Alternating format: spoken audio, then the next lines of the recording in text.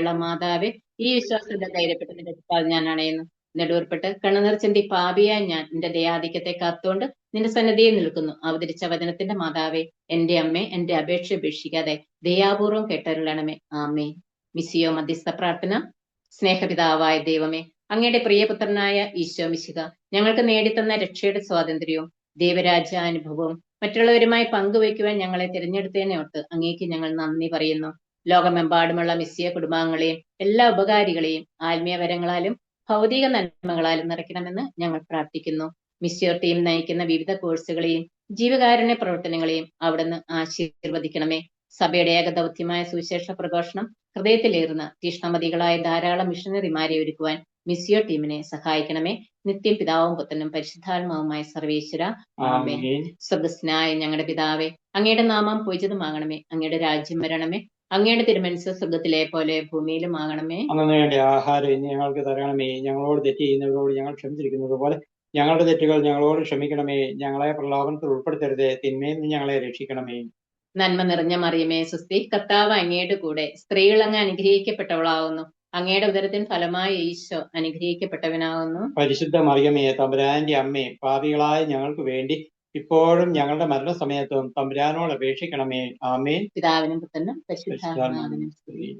വിശുദ്ധ കുരിശിന്റെ അടയാളത്താലെ ഞങ്ങളുടെ ശത്രുക്കളിൽ നിന്ന് ഞങ്ങളെ രക്ഷിക്കുക. ഞങ്ങളുടെ തമ്പുരാനെ, പിതാവിന്റെയും പുത്രന്റെയും പരിശുദ്ധാത്മാവിന്റെയും നാമത്തിൽ ആമേൻ. ഈശോ മിശിഹായ്ക്ക് സ്തുതിയായിരിക്കട്ടെ. ഈശോ മിശിഹായ്ക്ക് സ്തുതി. ആകാശത്തിൻ കീഴിൽ വേറൊരു നാമമില്ലല്ലോ, യേശുനാമമല്ലാതെ, യേശുനാമമല്ലാതെ. മാനവരക്ഷയ്ക്കുഴിയിൽ വേറൊരു നാമമില്ലല്ലോ, യേശുനാമമല്ലാതെ, യേശുനാമമല്ലാതെ. ആകാശത്തിൻ കീഴിൽ വേറൊരു നാമമില്ലല്ലോ, യേശുനാമമല്ലാതെ, യേശുനാമമല്ലാതെ. മാനവരക്ഷയ്ക്കുഴിയിൽ വേറൊരു നാമമില്ലല്ലോ, യേശുനാമമല്ലാതെ, യേശുനാമമല്ലാതെ. പറുദീസായിൽ ദൈവം തന്നൊരു രക്ഷാവാഗ്ദാനം യേശുനാഥനല്ലയോ. പ്രവാചകന്മാർ മുന്നേ ചൊന്നൊരു രക്ഷാസന്ദേശം യേശുനാഥനല്ലയോ, യേശുനാഥനല്ലയോ. ആകാശത്തിൻ കീഴിൽ വേറൊരു നാമമില്ലല്ലോ, യേശുനാമമല്ലാതെ, യേശുനാമമല്ലാതെ. മാനവരക്ഷയ്ക്കുഴിയിൽ വേറൊരു നാമമില്ലല്ലോ, യേശുനാമമല്ലാതെ,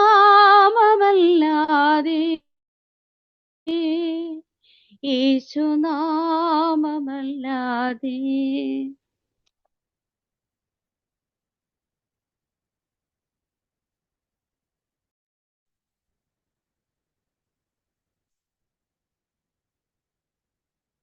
വിശുദ്ധ യോഹന്നാൻ ശ്ലീഹ എഴുതിയ ഒന്നാം ലേഖനം 2-ാം അധ്യായം 1 മുതൽ 4 വരെയുള്ള തിരുവചനങ്ങൾ.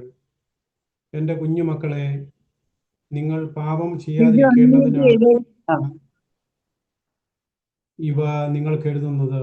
എന്നാൽ ആരെങ്കിലും പാപം ചെയ്യാനിടയായാൽ തന്നെ പിതാവിൻ്റെ സന്നിധിയിൽ നമുക്ക് ഒരു മധ്യസ്ഥനുണ്ട്, നീതിമാനായ യേശു ക്രിസ്തു. അവൻ നമ്മുടെ പാപങ്ങൾക്ക് പരിഹാര ബലിയാണ്, നമ്മുടെ മാത്രമല്ല ലോകം മുഴുവൻ്റെയും പാപങ്ങൾക്ക്. നാം അവൻ്റെ കൽപ്പനകൾ പാലിച്ചാൽ അതിൽ നിന്ന് നാം അവനെ അറിയുന്നു എന്ന് തീർച്ചയാക്കാം. ഞാൻ അവനെ അറിയുന്നു എന്ന് പറയുകയും അവൻ്റെ കൽപ്പനകൾ പാലിക്കാതിരിക്കുകയും ചെയ്യുന്നവൻ കള്ളം പറയുന്നു, അവനിൽ സത്യമില്ല. നമ്മുടെ കർത്താവായ ഈശോ മിശിഹായ്ക്ക് സ്തുതി.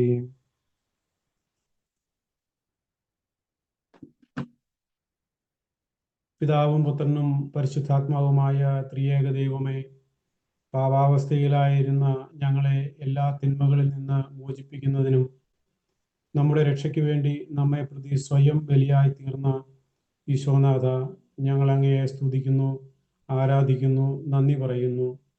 19ാമത്തെ ബാച്ചിലെ എല്ലാവരെയും, ഇന്ന് ഈ പ്ലാറ്റ്ഫോമിൽ ആയിരിക്കുന്നവരെയും വരാൻ സാധിക്കാത്തവരെയും മിസിയോ കുടുംബത്തെ പൂർണ്ണമായും അവിടുത്തെ കരങ്ങളിലേക്ക് സമർപ്പിക്കുന്നു. ലീഡറായ ആലിസൂട്ടി ചേച്ചിയെയും ടീമിനെയും ഇന്നത്തെ പ്രോഗ്രാം കൈകാര്യം ചെയ്യുന്നവരെയും സൂം പ്ലാറ്റ്ഫോം ഒരുക്കി തന്ന നവീൻ കുടുംബത്തെയും സമർപ്പിച്ച് പ്രാർത്ഥിക്കുന്നു. പരിശുദ്ധാത്മാവിൻ്റെ വരദാന ഫലങ്ങളാൽ ഞങ്ങളെ നിറയ്ക്കണമേ. യേശു രക്ഷകൻ ക്ലാസ്സിലൂടെ കൂടുതൽ മനസ്സിലാക്കുവാനും വചനം പഠിക്കുവാനും അതനുസരിച്ച് ജീവിക്കുവാനുമുള്ള കൃപ തന്ന് ഞങ്ങളെ അനുഗ്രഹിക്കണമേ.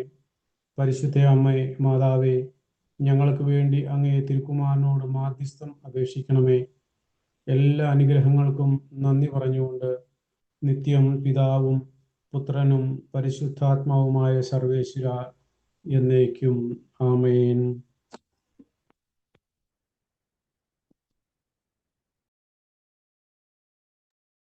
ഈശോ മിശിഹായ്ക്ക് സ്തുതിയായിരിക്കട്ടെ. ദൈവസ്നേഹം അനുഭവിച്ചറിയാൻ കഴിയാത്തതിന്റെ കാരണം നമ്മുടെ പാപാവസ്ഥ ആണെന്ന് നാം കഴിഞ്ഞ ക്ലാസ്സിലൂടെ മനസ്സിലാക്കി. ഇന്ന് 3ാമത്തെ നിത്യസത്യമായ യേശു രക്ഷകൻ എന്ന വിഷയത്തെ കുറിച്ചാണ്. പാപാവസ്ഥയിൽ നിന്നും മനുഷ്യനെ കരകയറ്റുവാൻ ദൈവമൊരുക്കിയ പരിഹാര മാർഗമാണ് യേശു. 1 യോഹന്നാൻ 2:2 ഇങ്ങനെ പറയുന്നു: അവൻ നമ്മുടെ പാപങ്ങൾക്ക് പാപപരിഹാര ബലിയാണ്, നമ്മുടെ മാത്രമല്ല ലോകം മുഴുവന്റെയും പാപങ്ങൾക്ക്. ആദ്യമായി നമ്മെ ജപമാല ചൊല്ലി അമ്മയുടെ മാധ്യസ്ഥം നേടാൻ സഹായിച്ച സണ്ണി ചേട്ടനെയും ലിസി ചേച്ചിയെയും കുടുംബത്തെയും പ്രാരംഭഗാനം മനോഹരമായി ആലപിച്ച റോസി ബോസ്കോ ആന്റിയെയും തിരുവചന വായനയിലൂടെയും സമർപ്പണ പ്രാർത്ഥനയിലൂടെയും നമ്മെ നയിച്ച ബിജു KK അങ്കിളിനെയും ഏറെ സ്നേഹത്തോടും പ്രാർത്ഥനയോടും കൂടി നന്ദി പറയുന്നു. അടുത്തതായി നമ്മുടെ മിസിയോ കുടുംബത്തിന്റെ ആത്മീയ പിതാവും രക്ഷാ അധികാരിയും ഷിക്കാഗോ രൂപതയുടെ പിതാവുമായ മാർ ജോയ് ആലപ്പാട് പിതാവിനെയും നമുക്ക് സമാപന സന്ദേശവും ആശീർവാദവും നൽകാനായി എത്തിച്ചേർന്നിരിക്കുന്ന ഫാദർ ജോമോൻ അത്താഴപ്പാടം അച്ഛനെയും ഏറെ സ്നേഹബഹുമാനത്തോടെ ഈ ഓൺലൈൻ കൂട്ടായ്മയിലേക്ക് സ്വാഗതം ചെയ്യുന്നു. നമ്മെ എല്ലാവരെയും ദൈവത്തോടൊപ്പം അയക്കുവാൻ പ്രോത്സാഹിപ്പിക്കുന്ന ആലിസ് കുട്ടി ആന്റിയോടൊപ്പം തന്നെ മിസിയോ ടീമിന്റെ വളർച്ചയ്ക്കായി പ്രവർത്തിക്കുന്ന റിസോഴ്സ് ടീം മെമ്പേഴ്സ്, കോർഡിനേറ്റേഴ്സ്, മെന്റേഴ്സിനെയും ഈ വേദിയിലേക്ക് സ്വാഗതം ചെയ്യുന്നു. ഈ സെഷനിൽ പങ്കെടുക്കുവാൻ തിരക്കുകളെല്ലാം മാറ്റിവെച്ച് താല്പര്യപൂർവ്വം ഈ ഓൺലൈൻ കൂട്ടായ്മയിലേക്ക് കടന്നു വന്നിരിക്കുന്ന നിങ്ങളെ ഓരോരുത്തരെയും പ്രത്യേകമായി സ്വാഗതം ചെയ്യുന്നു. ദൈവം തന്റെ പുത്രനെ ലോകത്തിലേക്ക് അയച്ചത് ലോകത്തെ ശിക്ഷയ്ക്ക് വിധിക്കാനല്ല, പ്രത്യുത അവൻ വഴി ലോകം രക്ഷ പ്രാപിക്കാനാണ്. പ്രൊക്ലമേഷനായി പുഷ്പ ആന്റണിയെ ക്ഷണിക്കുന്നു.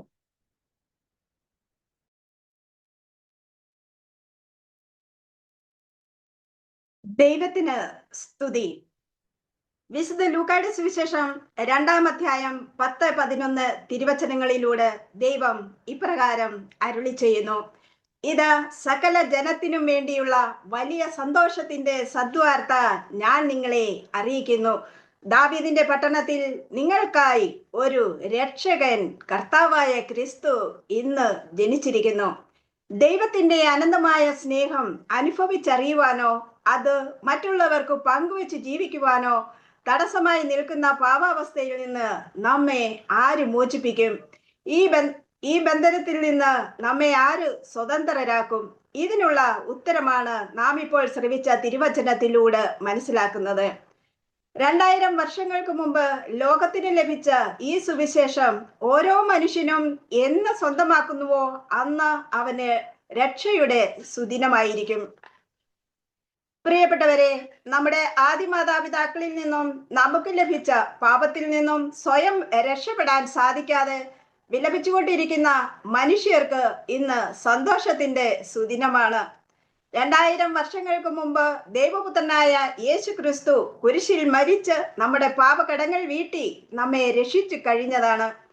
നമ്മുടെ പാപാവസ്ഥ എത്ര ഭയാനകമായാലും അതുമൂലം നാം ചെയ്തു കൂട്ടിയ പാപങ്ങൾ എത്ര വലുതാണെങ്കിലും ആ പാപഭാരങ്ങൾ ഇറക്കി വയ്ക്കുവാൻ മൂന്നാണികളാൽ കുരിശിൽ തൂങ്ങിക്കിടക്കുന്ന രക്ഷകനായ യേശു ക്രിസ്തു ഇന്നും എന്നും നമ്മുടെ മുൻപിലുണ്ട് എന്നുള്ള സത്യമാണ് നാം മനസ്സിലാക്കേണ്ടത്.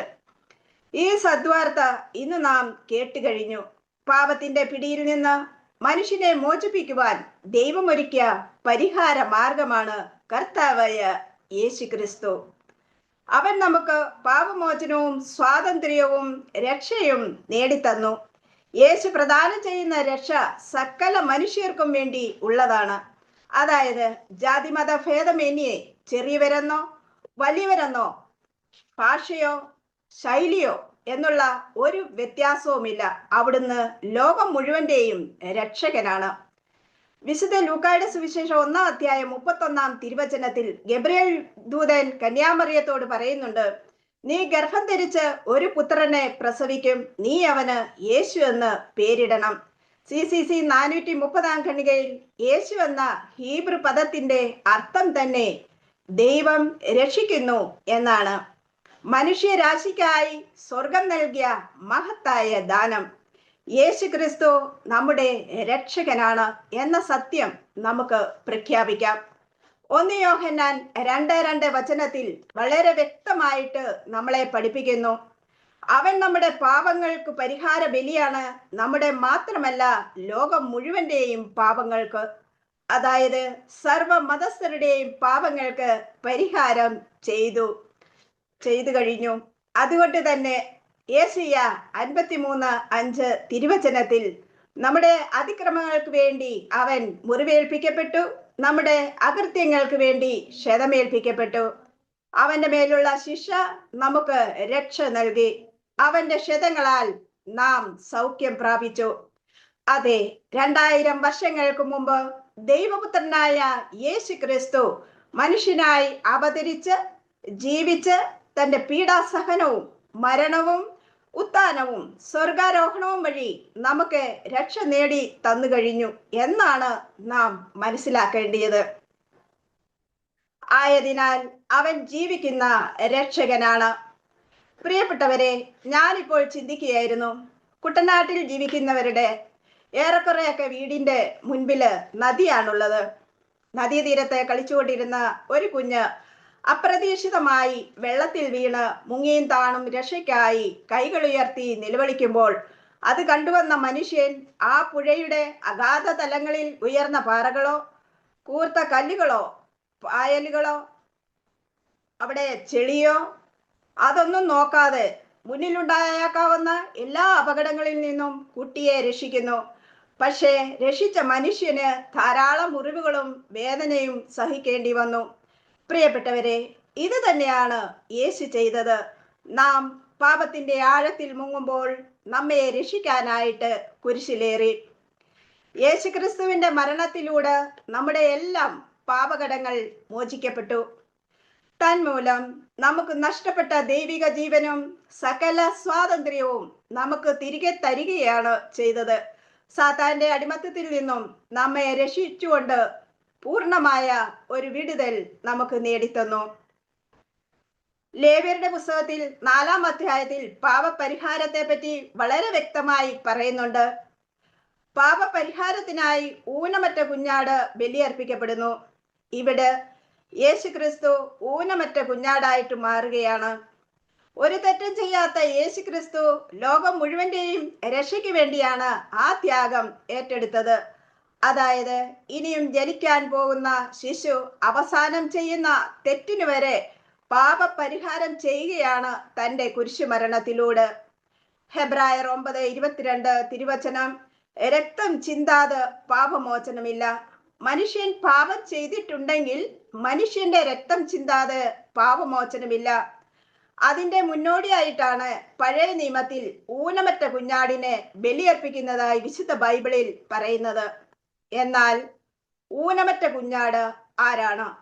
യേശു തന്റെ അടുക്കിലേക്ക് വരുന്നത് കൊണ്ട് സ്നാപക യോഹന്നാൻ ശിഷ്യന്മാർക്ക് പരിചയപ്പെടുത്തി കൊടുക്കുന്നതും ഇങ്ങനെയാണ്, ഇതാ ലോകത്തിന്റെ പാപങ്ങൾ നീക്കുന്ന ദൈവത്തിന്റെ കുഞ്ഞാട്.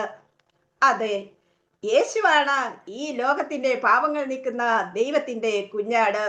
വീണ്ടും ഞാനാണ് വഴിയും സത്യവും ജീവനും എന്ന് ആവർത്തിച്ച് പറഞ്ഞുകൊണ്ട് വരാനിരിക്കുന്ന രക്ഷകൻ യേശു തന്നെയാണെന്ന് സാക്ഷ്യപ്പെടുന്നതും നമുക്ക് വിശുദ്ധ ഗ്രന്ഥത്തിലൂടെ കാണാൻ സാധിക്കുന്നുണ്ട്. വിശുദ്ധ യോഹന്നാൻ 12:31 യേശു പറയുന്നു, ഇപ്പോഴാണ് ഈ ലോകത്തിന്റെ ന്യായവിധി. ഇപ്പോൾ ഈ ലോകത്തിന്റെ അധികാരി പുറന്തള്ളപ്പെടും. നമ്മൾ നേരത്തെ കണ്ടു, ഈ ലോകം സാത്താന്റെ അടിമത്തത്തിലാണ്. എന്നാൽ ഈശോ പറയുന്നു, ഇപ്പോൾ അതിന് പരിഹാരം നടക്കാൻ പോവുകയാണ്. ഇപ്പോൾ ഈ ലോകത്തിന്റെ അധികാരി പുറന്തള്ളപ്പെടും. തുടർന്ന് പറയുന്നു, ഈ ലോകത്തിന്റെ അധികാരി വരുന്നുവെങ്കിലും അവന് എൻ്റെ മേൽ അധികാരമില്ല. നമുക്കറിയാം, യാതൊരു തെറ്റും ചെയ്യാത്ത യേശുവിന്റെ മേൽ സാത്താന് അധികാരമില്ല. എന്നാൽ പാപത്തിന്റെ അടിമത്തത്തിലായിരുന്ന നമ്മെ ഓരോരുത്തരെയും സാത്താന്റെ അടിമത്തത്തിൽ നിന്നും വിടുവിക്കുകയാണ് ചെയ്തത്. യേശുവിന്റെ കുരിശുമരണത്തിലൂടെ ഈ ലോകത്തിന്റെ അധികാരിയായ സാത്താൻ പുറന്തള്ളപ്പെട്ടു. നമുക്കെല്ലാവർക്കും ഈ അടിമത്തത്തിൽ നിന്ന് വിടുതലും പൂർണ്ണ സ്വാതന്ത്ര്യവും ലഭിക്കുകയും ചെയ്തു. കുരിശിൽ കിടന്നുകൊണ്ട് യേശു പറയുന്നുണ്ട്, എല്ലാം പൂർത്തിയായി. അവിടുന്ന് തന്റെ ആത്മാവിനെ സമർപ്പിച്ചു. യേശുവിന്റെ കുരിശുമരണത്തിലൂടെ നമ്മുടെയും ലോകം മുഴുവന്റെയും പാപങ്ങൾക്ക് പരിഹാരം ചെയ്തു കഴിഞ്ഞു. അതേ പ്രിയപ്പെട്ടവര്, യേശുവിന്റെ മരണം നീതിരഹിതർക്ക് വേണ്ടിയുള്ള നീതിമാന്റെ മരണമായിരുന്നു.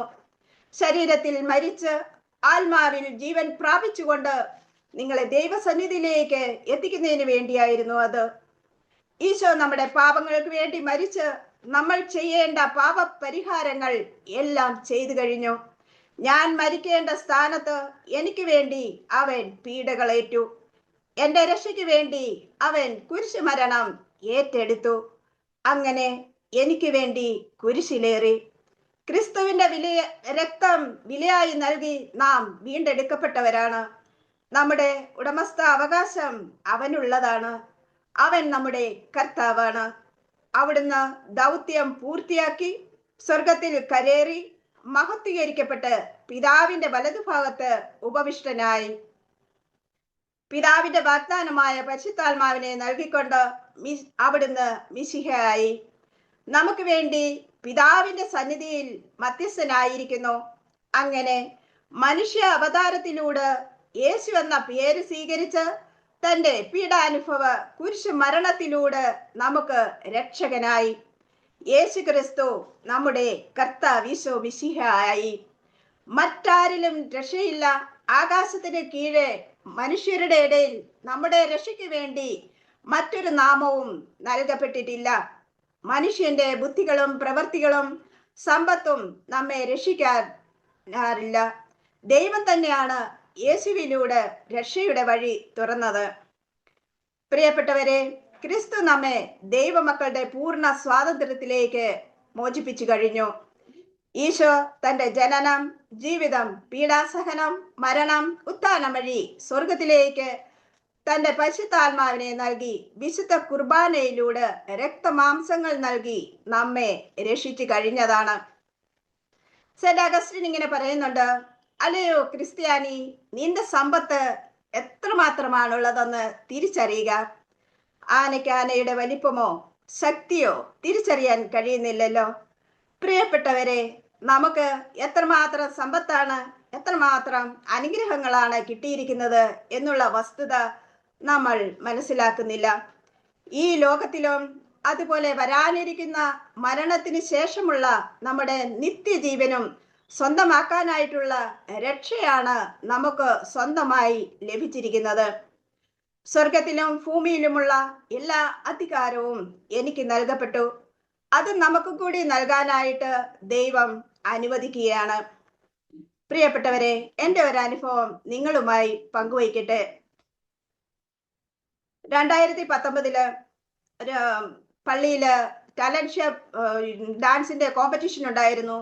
അപ്പൊ എൻ്റെ മോന് അതിൽ പങ്കെടുക്കാനായിട്ട് 2 മാസത്തോളം ആ ഗ്രൂപ്പ് കഠിന പ്രയത്നം ചെയ്തു. അതിന്റെ തലേ ദിവസം അവൻ ജിമ്മിൽ പോകാറ് പതിവുണ്ടായിരുന്നു. അന്നും പോയി. അപ്പം ജിമ്മിലായിരുന്നപ്പോൾ അവന്റെ കൂട്ടുകാരൻ അതിലൊരു മെഷീൻ ശരിയായിട്ട് വെച്ചില്ല. ഇവന്റെ ശ്രദ്ധയിൽ അത് പെട്ടു. അവൻ അത് ലോക്ക് ചെയ്യാനായിട്ട് ചെന്നപ്പോഴത്തേക്കിനും ആ മെഷീന്റെ അത് അവന്റെ ഷോൾഡറിൽ അടിച്ചു. ദൈവത്തിന്റെ അനുഗ്രഹം കൊണ്ട് അവന്റെ നെക്കില് വന്ന് വീണില്ല. കൈ ഫ്രാക്ചറായി, രക്തം വാർന്നൊലിച്ചു. പാടെ ഒരു ടെൻഷനില് അവന് കൊണ്ട് ആ ജിമ്മുകാര് ഹോസ്പിറ്റലിൽ അഡ്മിറ്റ് ചെയ്തു. ദൈവാനുഗ്രഹത്താല് ഗൾഫിലായിരുന്ന എൻ്റെ ഹസ്ബൻഡ്, അവന്റെ ഡാഡി അതിന്റെ തലേ ദിവസം വന്നിരുന്നു. അങ്ങനെ ഡാഡി മാത്രം പോയി, എന്നെ അറിയിച്ചില്ല. 12 മണിയായിട്ട് ഇവരെ കാണാഞ്ഞതിന് ഞാൻ ഫോൺ ചെയ്തു. അവന് പിറ്റേ ദിവസം പോവുകയും വേണം. അപ്പൊ ഡാഡി വീട്ടിൽ വന്നേച്ച് എന്നോട് പറഞ്ഞു സംഭവം. എനിക്ക് വളരെ വിഷമമായി. രാവിലത്തേക്കിന് ഓപ്പറേഷൻ പറഞ്ഞിട്ടുണ്ട്, പ്രാർത്ഥിച്ചോ, ഇമ്മീഡിയറ്റ് വേണം, ഡോക്ടർമാര് അവൈലബിള് അല്ല താനും. ഞങ്ങൾ പ്രാർത്ഥിച്ചു. ഡോക്ടർ രാവിലെ തന്നെ വിളിച്ചു പറഞ്ഞു 8 മണിക്ക് ഓപ്പറേഷൻ നടത്തണമെന്ന്. ദൈവകൃപയാല് അന്ന് രാവിലെ തന്നെ ഞാന് പള്ളിയിൽ ചാപ്പലിൽ പോയിരുന്നു പ്രാർത്ഥിച്ചു. ഏകദേശം 4.5 മണിക്കൂറോളം നീണ്ടു നിന്ന അവന്റെ ഓപ്പറേഷന് കഴിഞ്ഞിട്ടാണ് ഞാൻ തിരിച്ച് എൻ്റെ ഹോസ്പിറ്റലിലേക്ക് വന്നത്. അപ്പോൾ എന്നെ കണ്ടപ്പോഴത്തേക്കിനും പള്ളിയിലിരുന്ന അവരൊക്കെ ചോദിച്ചു, ഇന്ന് അലന്റെ ഓപ്പറേഷൻ അല്ലേ, പിന്നെ ഇവിടെ നിൽക്കുന്നത് എന്ത്? ഞാൻ പറഞ്ഞു, എൻ്റെ രക്ഷകനായ യേശു എൻ്റെ അടുക്കൽ ഞാൻ വന്നിരുന്നു കഴിഞ്ഞാൽ ആ യേശു ആ ഓപ്പറേഷൻ തിയേറ്ററിലെ എൻ്റെ മകനോടൊപ്പം, ഡോക്ടർമാരോടൊപ്പം, നേഴ്സുമാരോടൊപ്പം ഉണ്ടായിരിക്കും. എനിക്ക് സഹായത്തിന് എൻ്റെ ഹസ്ബൻഡിനെയും ദൈവം ഇവിടെ എത്തിച്ചു തന്നിട്ടുണ്ട് എന്ന് പറഞ്ഞ് വീണ്ടും ഞാൻ പ്രാർത്ഥനയിലായിരുന്നു. തിരിച്ച് വീട്ടിലെത്തി. പ്രിയപ്പെട്ടവരെ, നമ്മുടെ ഏത് സാഹചര്യങ്ങളിലും നമുക്ക് രക്ഷയ്ക്കായി മറ്റുള്ളവരെ അനുകരിച്ചു തരുന്നതും കൂട്ടിന് തരുന്നതും ആ സഹനങ്ങളെല്ലാം നേരിടാനുള്ള ശക്തി തരുന്നതും നമ്മുടെ യേശുവാണ്. പ്രിയപ്പെട്ടവരെ, നമ്മൾ ദൈവ മക്കളാണെന്നുള്ള വസ്തുത നമ്മൾ മറക്കാതിരിക്കുക. യേശുവാണ് ഏക രക്ഷകനെന്ന് നമുക്ക് ഉറക്കെ പ്രഖ്യാപിക്കാം. നമ്മൾ എല്ലാവരും ഈശോയിൽ രക്ഷിക്കപ്പെട്ടവരാണെന്നുള്ള സത്യം ഈ ഒരാഴ്ചയിൽ ധ്യാനിച്ച് ആഴപ്പെടാൻ വേണ്ടി നമുക്ക് പ്രത്യേകം പ്രാർത്ഥിക്കാം. ദൈവത്തിന് നന്ദി. ആമേൻ. വചന പ്രഘോഷണത്തിലൂടെ യേശു രക്ഷകൻ എന്ന നിത്യസത്യത്തെക്കുറിച്ച് ബോധ്യം നൽകിയ പുഷ്പ ആന്റിക്ക് നന്ദി പറയുന്നു. അടുത്തതായി സ്വന്തം ജീവിതാനുഭവങ്ങളിലൂടെ കണ്ടെത്തിയ രക്ഷകനായ യേശുവിനെ കുറിച്ച് പങ്കുവയ്ക്കുവാൻ ടെസ്റ്റിമണിക്കായി രാജേഷ് അബ്രഹാം അങ്കിളിനെ ക്ഷണിക്കുന്നു. Praise the Lord. ഹല്ലേലൂയ. ഈശോമിശിഹായ്ക്ക് സ്തുതിയായിരിക്കട്ടെ. നമ്മൾ രക്ഷയെ പറ്റി നല്ല വ്യക്തവും ശക്തവുമായിട്ട് പുഷ്പചേച്ചി സംസാരിച്ചു. ഇനി ആ രക്ഷയെ രാജേഷ് എന്ന വ്യക്തി എങ്ങനെ നേടിയെടുത്തു എന്നുള്ളൊരു സാക്ഷ്യമാണ് ഞാൻ പറയാൻ പോകുന്നത്. ഞാൻ കാഞ്ഞിരപ്പള്ളി രൂപതയിലെ സെന്റ് എഫ്രൈംസ് ചർച്ച് കാമറക്കുന്ന ഇടവകയിലാണ് ഞാൻ താമസം. വീട്ടിലെ ഭാര്യ, മകൻ, ഞങ്ങൾ 3 പേരാണ് വീട്ടിലുള്ളത്. പ്രിയമുള്ളവരെ, ഞാൻ എൻ്റെ ചെറുപ്രായത്തിൽ ഞങ്ങൾ താമസിച്ചിരുന്നത് ചങ്ങനാശ്ശേരിയിലെ തൃക്കുടുത്താനോ എന്ന് പറഞ്ഞൊരു വില്ലേജിലായിരുന്നു. അവിടെ ഞാൻ ചെറുപ്പം മുതലേ ഞങ്ങളൊരു ഹിന്ദുവിശ്വാസ രീതിയിലായിരുന്നു വളർന്നു വന്നത്, ഹിന്ദുവിശ്വാസത്തിലായിരുന്നു. ചെറുപ്പം മുതലേ ഞാൻ RSSൽ പോകുന്ന വ്യക്തിയും വലുതായപ്പോൾ അതിന്റെ തീവ്രത കൂടിയിട്ട് RSSന്റെ ഒരു ശക്തനായ പ്രവർത്തകനായി മാറുകയൊക്കെ ചെയ്തു. തന്നെയുമല്ല, RSSന്റെ ഒരു സ്കൂൾ ഞങ്ങളുടെ ആ ഗ്രാമത്തിലുണ്ടായിരുന്നു. ആ സ്കൂളിന്റെ സെക്രട്ടറി ആയിട്ട് പ്രവർത്തിക്കുകയും തുടർന്ന് അവിടെ ഒരു അധ്യാപകനായിട്ടൊക്കെ ജോലി ചെയ്ത വ്യക്തിയായിരുന്നു. എൻ്റെ ഏറ്റവും വലിയ ചിന്തയെന്ന് പറഞ്ഞാൽ, ഞാൻ വിശ്വസിക്കുന്ന മതമാണ് ഏറ്റവും വലിയ മതവും. 33 കോടി ദൈവ പരമ്പരകളുള്ള എൻ്റെ ദൈവങ്ങളാണ് ഏറ്റവും ശക്തി കൂടിയ ദൈവങ്ങൾ. എൻ്റെ ദൈവസങ്കല്പം എന്ന് പറയുന്നത് ആടയാഭരണങ്ങളും ആയുധങ്ങളും ഒക്കെ ഏന്തി നിൽക്കുന്ന ദൈവത്തിന്റെ ചിത്രങ്ങളായിരുന്നു എൻ്റെ ഉള്ളിൽ. അതാണ് ശക്തിയുള്ള ദൈവം എന്ന് ഞാൻ ഗാഢമായി വിശ്വസിച്ചു പോന്നിരുന്നു. പ്രിയമുള്ളവരെ, അങ്ങനെയുള്ള രാജേഷ് എന്ന വ്യക്തി തികഞ്ഞ ഒരു അഹങ്കാരിയും നിങ്ങളിപ്പോ കാണുന്നത് പോലെ ഒന്നുമല്ലായിരുന്നു.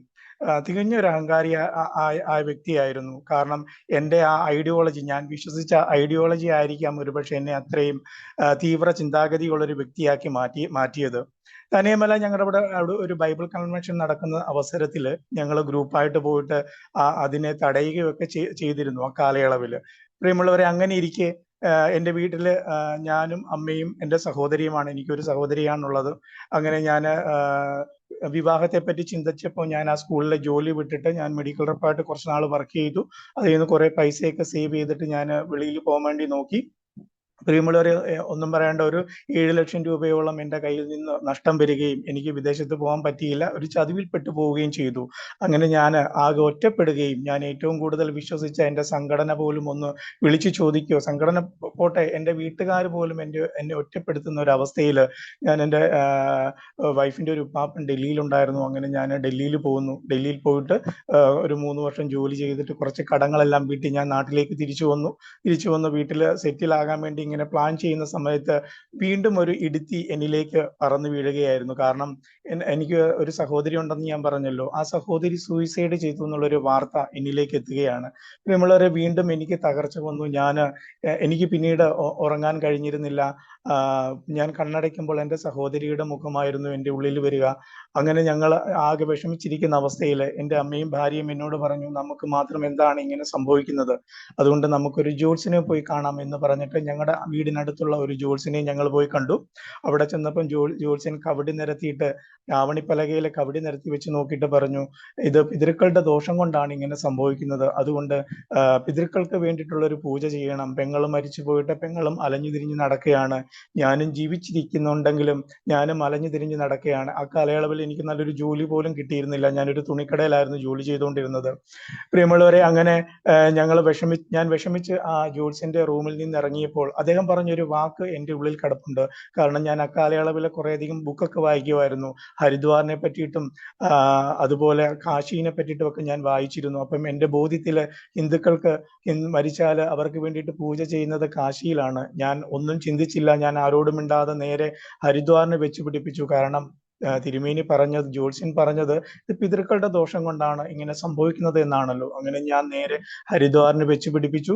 അങ്ങനെ ഞാൻ ഹരിദ്വാറിൽ ചെന്ന് എൻ്റെ പെങ്ങൾക്ക് വേണ്ടിയിട്ടുള്ള പൂജകളൊക്കെ ചെയ്തിട്ട് ഞാൻ തിരിച്ച് നാട്ടിലേക്ക് മടങ്ങുന്ന അവസരത്തിൽ അപ്പോഴാണ് ഞാൻ എൻ്റെ കുടുംബത്തെ പറ്റി ചിന്തിക്കുന്നത്, വൈഫിനെ പറ്റി, മോനെ പറ്റിയിട്ടൊക്കെ ചിന്തിക്കുന്നു. ഒരു ജോലി വേണമല്ലോ എന്നൊരു ചിന്ത എൻ്റെ ഉള്ളിലേക്ക് വരുന്നു. അപ്പോൾ എനിക്ക് ആ ട്രെയിനിൽ നിന്ന് ഒരു രാഷ്ട്രദീപികയുടെ അന്തിപേപ്പർ കിട്ടുകയാണ്. അതിൽ കാർഷിക വിളകളുടെ സപ്ലൈക്ക് ആളെ ആവശ്യമുണ്ട് എന്നുള്ളൊരു പരസ്യം കണ്ടിട്ട് ഞാൻ ആ പേപ്പറും കയ്യിലെടുത്ത് ഞാൻ വീട്ടിൽ വരുമ്പോൾ എൻ്റെ അമ്മ ഭയങ്കര കരച്ചിൽ. എടാ, നീ എവിടെയായിരുന്നു, ഇത്രയും ദിവസം നിന്നെ കാണാതായിട്ട് അവര് ന്യൂസ് പേപ്പറിലൊക്കെ ഇടാൻ വേണ്ടിയിട്ട് ഇരിക്കുകയായിരുന്നു. വൈഫിനെയും മോനെയും വിളിച്ചുകൊണ്ട് വൈഫിന്റെ വീട്ടുകാർ പോയി. അങ്ങനെയൊക്കെ എന്നോട് പറഞ്ഞ് അമ്മ കരയുകയാണ്. ഞാൻ അമ്മയോട് പറഞ്ഞു, അമ്മ ഒന്നും വിഷമിക്കണ്ട, അമ്മ ഒരു കാര്യം ചെയ്യും, കുറച്ച് പൈസ എനിക്ക് ഞാൻ ഈ ജോലിക്ക് പോട്ടെ, ഞാൻ അത് കഴിഞ്ഞിട്ട് വൈഫിനെയും മോനെയൊക്കെ ചെന്ന് വിളിച്ചോളാം എന്ന് പറഞ്ഞിട്ട് ഞാൻ നേരെ പിറ്റേ ദിവസം ഈ ജോലിക്ക് പോവാണ്. തൃശ്ശൂര് ആമ്പല്ലൂർ എന്ന് പറഞ്ഞ സ്ഥലത്താണ്.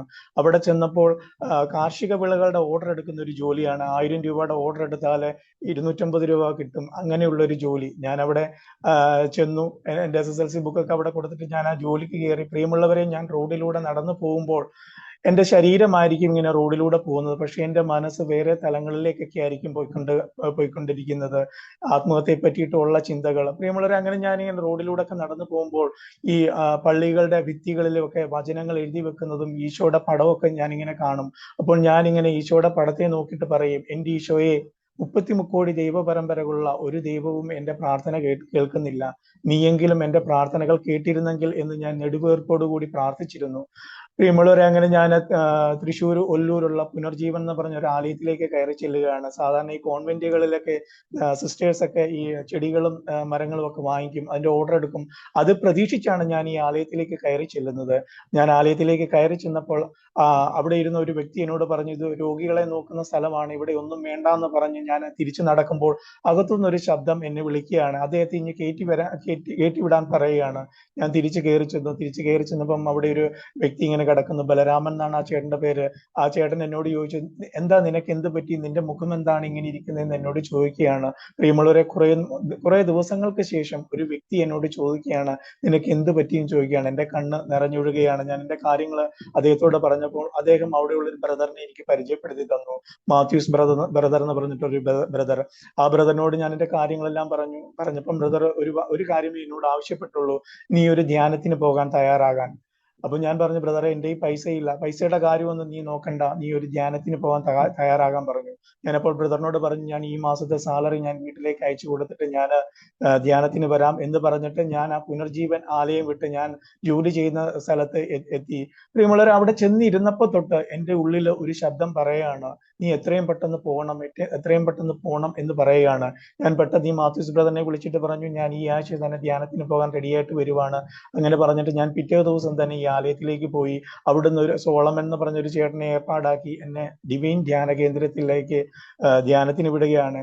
പ്രിയമുള്ളവരെ, ധ്യാനത്തിലേക്ക് പോകാൻ വേണ്ടി തുടങ്ങുമ്പോൾ എൻ്റെ ഉള്ളിൽ ഭയങ്കരമായിട്ടൊരു പിടിവലി നടക്കുകയാണ്. കാരണം വിശ്വാസത്തിലേക്ക് വന്ന ഒരു ഞാൻ മറ്റു വിശ്വാസത്തിൽ നിന്ന് ഈ വിശ്വാസത്തിലേക്ക് വരുമ്പോൾ എനിക്കിത് ഉൾക്കൊള്ളാൻ പറ്റുമോ? മാത്യൂസ് ചേട്ടൻ്റെ പൈസ ഞാനായിട്ട് കൊണ്ട് കളയുവാണ്. ഇങ്ങനെയുള്ള പല പല ചിന്തകളിൽ എൻ്റെ ഉള്ളിൽ ഭയങ്കരമായിട്ട് ടെൻഷനും പിടിവലിയൊക്കെ നടക്കുകയാണ്. അങ്ങനെ ഞങ്ങൾ ഡിവൈൻ ധ്യാന കേന്ദ്രത്തിന്റെ ആ ഊട്ടുപുരയുടെ മുന്നിലായപ്പോൾ അവിടെ ഒരു വചനം എഴുതി വെച്ചിരിക്കുന്നു.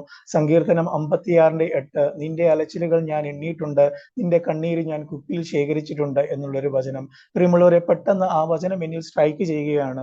അതൊരു 3 ഡയമെൻഷൻ പിക്ചർ പോലെ എൻ്റെ മുന്നിൽ വന്ന് നിൽക്കുകയാണ്. പെട്ടെന്ന് എനിക്ക് തോന്നി, ഇത് എന്നെ പറ്റിയിട്ടാണല്ലോ ഈ വചനം പറയുന്നത്. കാരണം അത്രമാത്രം ഞാൻ അലഞ്ഞിട്ടുണ്ട്. ഒരു ജോലിക്കൊക്കെ വേണ്ടിയിട്ട് ഞാൻ ഡൽഹിയിലൊക്കെ പോയിട്ട് 1 മാസം ഞാൻ അലഞ്ഞിട്ടുണ്ട്. പെങ്ങള് മരിച്ചതിന്റെ ദുഃഖത്താൽ എൻ്റെ കണ്ണീർ ഇതുവരെയും തോർന്നിട്ടില്ല. അപ്പൊ ഞാൻ മനസ്സിലാക്കി, ഇത് എന്നെ പറ്റിയിട്ടാണ് ഈ പറയുന്നത്. പ്രിയമുള്ളവരെ, ആ ഒരു സമയത്ത് ഞാൻ ഒരു തീരുമാനമെടുത്തു. ഇവിടെ നിന്ന് പോകുവാണെങ്കിൽ ഞാൻ എന്തെങ്കിലും നേടിയിട്ടേ പോവുകയുള്ളൂ, അല്ലെങ്കിൽ എൻ്റെ ജീവിതം ഞാൻ ഇവിടെ വെച്ച് തന്നെ ഇടിച്ചു തകർക്കും എന്ന് തീരുമാനമെടുത്തുകൊണ്ട് ഞാൻ ഡിവൈൻ ധ്യാന കേന്ദ്രത്തിൽ ധ്യാനത്തിന് കയറുകയാണ്.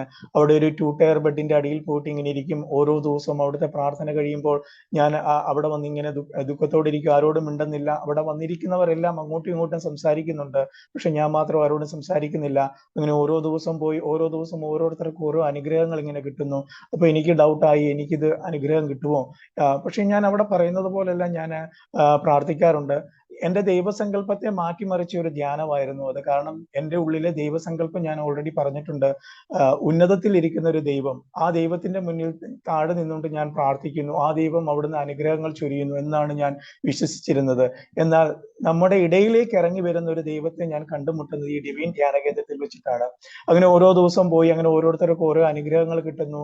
വ്യാഴാഴ്ച പരിശുദ്ധാത്മാഭിഷേകത്തിന്റെ ധ്യാനം നടക്കുമ്പോൾ വേദിയിൽ പനക്കലച്ചനാണ് ധ്യാനിപ്പിച്ചുകൊണ്ടിരിക്കുന്നത്. അച്ഛൻ കണ്ണടച്ച് സ്തുതിക്കാൻ പറയുമ്പോൾ ഞാനും കണ്ണടച്ച് സ്തുതിക്കുകയാണ്. പ്രിയമുള്ളവരെ, ഞാൻ കണ്ണടച്ച് സ്തുതിക്കുമ്പോൾ കാണുന്നത് ഒരു തിരുഹൃദയം വന്നിട്ട് എൻ്റെ മുന്നിൽ വന്ന് ശക്തമായി കറങ്ങുന്നതാണ് ഞാൻ കാണുന്നത്. അപ്പൊ എനിക്ക് ഡൗട്ടായി. ഞാൻ എന്നോട് തന്നെ ചോദിക്കുകയാണ്, ഇതെന്താണ് ഞാൻ ഈ കാണുന്നത്? ഒരുപക്ഷെ ഞാൻ തിരുഹൃദയത്തിന്റെ ഏതെങ്കിലും കലണ്ടറിന്റെ രൂപം കണ്ടിട്ട് എൻ്റെ ഉള്ളിൽ തോന്നുകയാണോ എന്ന് ഞാൻ എന്നോട് ചോദിക്കുമ്പം ഉള്ളിൽ നിന്നൊരു ശക്തി പറയുകയാണ്, നീ അതല്ല കാണുന്നതെന്ന് പറയാണ്. പ്രിയമുള്ളവർ, ഈ തിരുഹൃദയ ദർശനം ഞാൻ ഇങ്ങനെ 3 തവണ ഞാൻ കണ്ടു. എനിക്ക് ഭയങ്കര വിഷമമായി. കാരണം അച്ഛൻ പറയുന്നതൊന്നുമല്ല ഞാൻ കാണുന്നത്. അച്ഛൻ ഇങ്ങനെ പറയുന്നുണ്ട്, നിങ്ങൾ ശക്തമായ ചൂട് അനുഭവപ്പെടുന്നുണ്ടോ, ശക്തമായ തണുപ്പ് അനുഭവപ്പെടുന്നുണ്ടോ? എനിക്കിതൊന്നും അനുഭവപ്പെടുന്നില്ല. പക്ഷെ ഞാൻ ഈ തിരുഹൃദയ ദർശനം മാത്രമാണ് കണ്ടത്. അതുകൊണ്ട് എനിക്ക് ഭയങ്കര ദുഃഖമായി. സ്തുതിപ്പിന്റെ ആരവം കഴിഞ്ഞപ്പോൾ ഞാൻ ആ സീറ്റിലേക്ക് ഇരുന്നു. പ്രിയമുള്ളവരെ, ഈ സ്തുതിപ്പിന്റെ ആരവം എല്ലാം കഴിഞ്ഞ് എല്ലാവരും ശാന്തമായി ഇരുന്നപ്പോൾ അച്ഛൻ ഓരോരുത്തരെയും വിളിച്ച് തലക്കിലേക്ക് മാറ്റുകയാണ്. നിങ്ങൾ ശക്തമായ ചൂട് അനുഭവപ്പെട്ടവര് തലക്കിലേക്ക് വരൂ, ശക്തമായ തണുപ്പ് അനുഭവപ്പെട്ടവര് തലക്കിലേക്ക് വരൂ. ഇങ്ങനെ ഓരോരുത്തരെയും വിളിച്ചു മാറ്റിയിട്ട് അച്ഛൻ പറയുകയാണ്, നിങ്ങളിൽ ചിലരെങ്കിലും ഈശോ ഉദ്യാനത്തിൽ ഇരിക്കുന്നതും ഈശോ ചെമ്മരിയാടുകളുടെ ഇടയിൽ ഇരിക്കുന്നതും ഈശോയുടെ തിരുഹൃദയവും കണ്ടു കാണും. ഇത് ഈശോ നിങ്ങളെ അനുഗ്രഹിക്കാൻ തുടങ്ങിയിരിക്കുന്നു എന്നതിന്റെ തെളിവാണെന്ന് പറഞ്ഞപ്പോൾ ഞാൻ അവിടെ നിന്നുകൊണ്ട് അവിടുന്ന് ചാടി എഴുന്നേറ്റ് തലക്കൽ പോയി ഞാൻ എന്തൊക്കെ കാണിച്ചെന്നറിയില്ല. സന്തോഷം കൊണ്ട് എൻ്റെ കണ്ണ് നിറഞ്ഞൊഴുകയാണ്. ആ പോയിന്റ് ഓഫ് ടൈമിൽ ഞാൻ തീരുമാനിച്ചു, ഇതാണ് എൻ്റെ ദൈവം, ഇതാണ് എൻ്റെ മാർഗം. അന്ന് ഞാൻ ഈശോയെ ചങ്കിലേറ്റിയതാണ്. ഇന്നും ഈശോയെ ഞാൻ ചങ്കിൽ കൊണ്ട് നടക്കുന്നു. പ്രിയമുള്ളവരെ, അന്ന് തൊട്ട് ഇന്ന് വരെ മറ്റു അന്യദൈവത്തിന്റെ ഒരു പടം പോലും ഞാൻ മറിച്ചു നോക്കിയിട്ടില്ല. അന്ന് മുതൽ ഈശോയെ ചങ്കിലേറ്റിക്കൊണ്ട് നടക്കുന്നു. അന്ന് മുതൽ ഞാൻ ഈശോയോട് ശക്തമായിട്ട് പ്രാർത്ഥിച്ചിരുന്നു. എൻ്റെ ഓരോ കാര്യങ്ങളും ഈശോ തൻ്റെ ദൂതന്മാരെ അയച്ച് ക്രമപ്പെടുത്തുന്ന ഒരു സംഭവം ഞാൻ നിത്യം അനുഭവിച്ചുകൊണ്ടിരിക്കുകയാണ്. ഞങ്ങളുടെ കുടുംബം ഒന്നിച്ചുള്ള മാമോദീസ, ഞങ്ങളുടെ വിവാഹ കൂദാശ, മകന്റെ കുർബാന കൈക്കൊള്ളപ്പാട്, ഇതെല്ലാം പലരിൽ നിന്നും പള്ളികളിൽ നിന്ന് പോലും എതിർപ്പുണ്ടായിട്ടും ഞാൻ നിയോഗം വെച്ച് ഈശോയോട് പറഞ്ഞപ്പം ഈശോയാണ് എല്ലാം എനിക്ക് ക്രമീകരിച്ചു തന്നത്. പ്രിയമുള്ളവരെ, ആ ഈശോയുടെ സ്നേഹത്തെ ലോകം മുഴുവൻ അറിയിക്കാൻ വേണ്ടിയിട്ട് ഞാൻ ആഗ്രഹിക്കുന്നുണ്ട്. എൻ്റെ ചിന്താസങ്കല്പം, കാരണം എന്നിലുള്ള ഒരു വിശ്വാസം എന്ന് പറയുന്നത്, ഒരു ഇലക്ഷൻ ക്യാമ്പയിനിൽ BJPയുടെ നേതാവായ ശോഭാ സുരേന്ദ്രൻ പറഞ്ഞിരുന്നു, ക്രിസ്ത്യാനികൾ വിശ്വസിക്കുന്നത് ക്രിസ്ത്യാനികൾ ആരാധിക്കുന്നത് എന്താണ്? തന്നെ തന്നെ രക്ഷിക്കാൻ കഴിവില്ലാത്ത ദൈവത്തെയാണ് എന്ന ഒരു ചിന്താഗതിയിലായിരുന്ന വ്യക്തിയായിരുന്നു ഞാൻ. പക്ഷേ യേശു എന്ന രക്ഷകന്റെ കയ്യിൽ മുറുകെ പിടിച്ചപ്പോൾ എന്നെ കർത്താവ് ഒരുപാട് മാറ്റി. എൻ്റെ ദൈവസങ്കല്പത്തെയും എന്നിലുള്ള സ്നേഹത്തെയും എല്ലാം ഈശോ പാടെ മാറ്റിമറിച്ചു. പ്രിയമുള്ളവരെ, ഈ ഒരു ഈശോയെ ലോകം മുഴുവൻ പ്രഘോഷിക്കാൻ വേണ്ടിയിട്ട് ഞാൻ ആഗ്രഹിക്കുന്നു. അതിലേക്ക് നിങ്ങളുടെയും പ്രാർത്ഥന ഞാൻ തേടുകയാണ്. എല്ലാവരും എനിക്കും എൻ്റെ കുടുംബത്തിനും വേണ്ടിയിട്ട് പ്രാർത്ഥിക്കണം. മിസിയോ ഈ കൂട്ടായ്മയ്ക്ക് വേണ്ടിയിട്ടും ഞാനും നിരന്തരം പ്രാർത്ഥിക്കുന്നുണ്ട്. ഈശോ മിശിഹായ്ക്ക് സ്തുതിയായിരിക്കട്ടെ. യേശുവെ നന്ദി, യേശുവെ സ്തുതി, യേശുവെ ആരാധന. ഹൃദയസ്പർശിയായ ജീവിത അനുഭവങ്ങളിലൂടെ നമ്മെ നയിച്ച രാജേഷ് അങ്കിളിന് നന്ദി പറയുന്നു. സ്ലൈഡ് പ്രസന്റേഷനായി തോമസ് വൈമലി അങ്കിളിനെ ക്ഷണിക്കുന്നു. Thank you Benita. ദൈവനാമത്തിന് മഹത്വം ഉണ്ടാകട്ടെ. സ്നേഹമുള്ളവരെ, ദൈവത്തിന്റെ അനന്തമായ സ്നേഹം നമുക്ക് ഓരോരുത്തർക്കും അനുഭവിച്ചറിയാൻ പറ്റാത്തതിന്റെ കാരണം നമ്മുടെയും ലോകം മുഴുവന്റെയും പാപാവസ്ഥയാണെന്ന് നമ്മൾ മനസ്സിലാക്കി കഴിഞ്ഞ ആഴ്ചയിൽ. അതുകൊണ്ടാണ് പൗലോസ്ലിഹയുടെ ഒരു കരച്ചില് നമ്മൾ കേട്ടു അല്ലെ?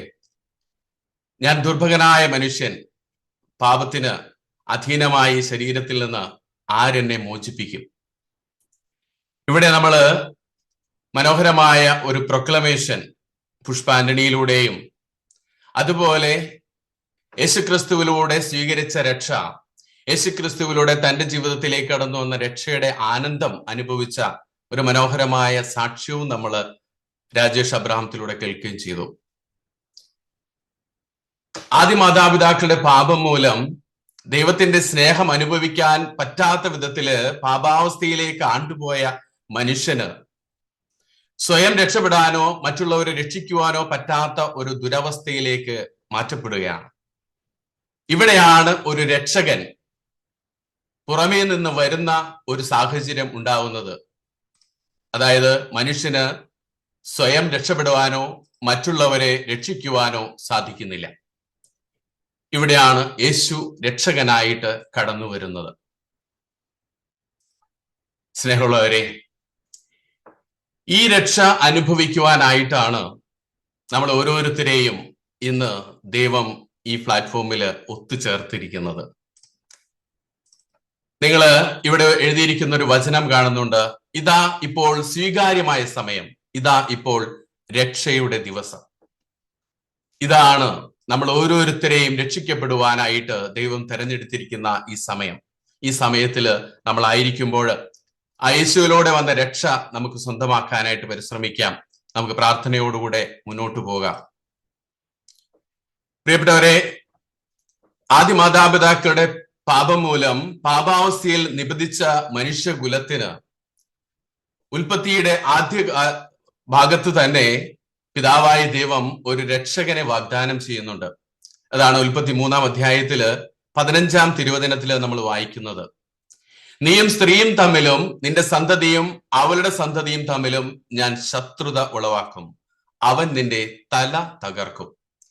പിശാചിന്റെ തലയെ തകർത്തുകൊണ്ട് മാനവകുലത്തെ മുഴുവൻ പാപാവസ്ഥയിൽ നിന്ന് രക്ഷിക്കുന്നതിന് വേണ്ടി തന്റെ പുത്രനെ ഭൂമിയിലേക്ക് അയക്കുവാനായിട്ട് പാപം ചെയ്ത് പാപാവസ്ഥയിലേക്ക് ആണ്ടുപോയ ആ നിമിഷത്തിൽ തന്നെ പിതാവായ ദൈവം ഒരു രക്ഷക വാഗ്ദാനം നടത്തുന്നു. നമുക്കറിയാം, സാത്താൻ പാമ്പിന്റെ രൂപത്തിൽ വന്നാണ് ആദിമാതാപിതാക്കൾക്ക് പ്രലോഭനം നൽകുന്നത് അല്ലെ? ഈ പാമ്പ് എന്ന് പറയുന്ന ഒരു വസ്തു അല്ലെങ്കിൽ ഒരു ജീവി, ഈ പാമ്പിനെ കൊന്നിട്ടുള്ളവർക്കറിയാം, അതിന്റെ തലയ്ക്ക് താഴെ എവിടെ അടിച്ചാലും അത് ചാകില്ല. അതിന്റെ തലയെ തകർത്താലാണ് അത് ചാകുക. ഇവിടെ അവൻ നിന്റെ തല തകർക്കുമെന്ന് ഈശോയെ കുറിച്ച് പിതാവായ ദൈവം അവിടെ പറയുകയാണ്, സാത്താനോട് പറയുകയാണ്. പ്രിയപ്പെട്ടവരെ, ഇങ്ങനെ രക്ഷകനെ പ്രതീക്ഷിച്ച് അല്ലെങ്കിൽ മാനവകുലത്തിന്റെ നീണ്ട കാത്തിരിപ്പ്, അതിനൊരു വിരാമം ഇട്ടുകൊണ്ട് സ്വർഗത്തിൽ നിന്ന് ഒരു പ്രഖ്യാപനം ഉണ്ടാകുകയാണ്.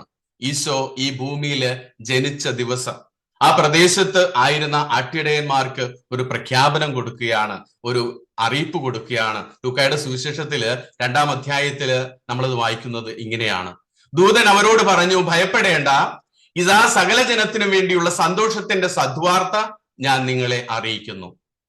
ദാവീദിന്റെ പട്ടണത്തിൽ നിങ്ങൾക്കായി ഒരു രക്ഷകൻ കർത്താവായ ക്രിസ്തു ഇന്ന് ജനിച്ചിരിക്കുന്നു. ഇവിടെ പ്രിയപ്പെട്ടവരെ, 3 വാക്കുകള്, 3 നാമധേയങ്ങള് പിതാവായ ദൈവം ഈശോയ്ക്ക് കൊടുക്കുന്നുണ്ട്. അതൊന്ന് നിങ്ങളുടെ മനസ്സിൽ വെച്ചേക്കുക. ഇതിന്റെ ഒരു വ്യാഖ്യാനം നമ്മൾ വരും സ്ലൈഡുകളിൽ അവസാന ഭാഗത്തെത്തുമ്പോൾ നമുക്കത് മനസ്സിലാകും. അതായത് ദാവീദിന്റെ പട്ടണത്തിൽ നിങ്ങൾക്കായി ഒരു രക്ഷകൻ കർത്താവായ ക്രിസ്തു ഇന്ന് ജനിച്ചിരിക്കുന്നു. സകല ജനത്തിനു വേണ്ടിയിട്ടുള്ള ഒരു സദ്വാർത്തയായിട്ട് അവിടെ ദൂതൻ അവരോട് പറയുകയാണ്. നമുക്കറിയാം, പരിശുദ്ധ കന്യകാമറിയവും ജോസഫും തമ്മിൽ വിവാഹത്തിന് വേണ്ടി നിശ്ചയിച്ചിരിക്കപ്പെട്ട വ്യക്തികളാണ്. ഈ വിവാഹ നിശ്ചയം കഴിഞ്ഞിരിക്കുമ്പോഴാണ് പരിശുദ്ധാമ്മ പരിശുദ്ധാത്മാവിനാൽ ഗർഭസ്ഥയാവുന്നത്. ഈ വിവരമൊന്നും പാവം ജോസഫ് അറിയുന്നില്ല. അപ്പൊ ജോസഫ് വിചാരിക്കുന്നു അവിഹിതമായിട്ട് പരിശുദ്ധാമ്മയ്ക്ക് ഗർഭമുണ്ടായതാണ്.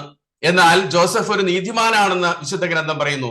വിശുദ്ധ ഗ്രന്ഥത്തില് അങ്ങനെ ഒത്തിരി ആളുകളെ കുറിച്ചൊന്നും നീതിമാൻ എന്ന് പറയുന്നില്ല. അങ്ങനെ നീതിമാൻ എന്ന് പറയുന്ന ചുരുക്കം പേരിൽ ഒരാളാണ് ജോസഫ്.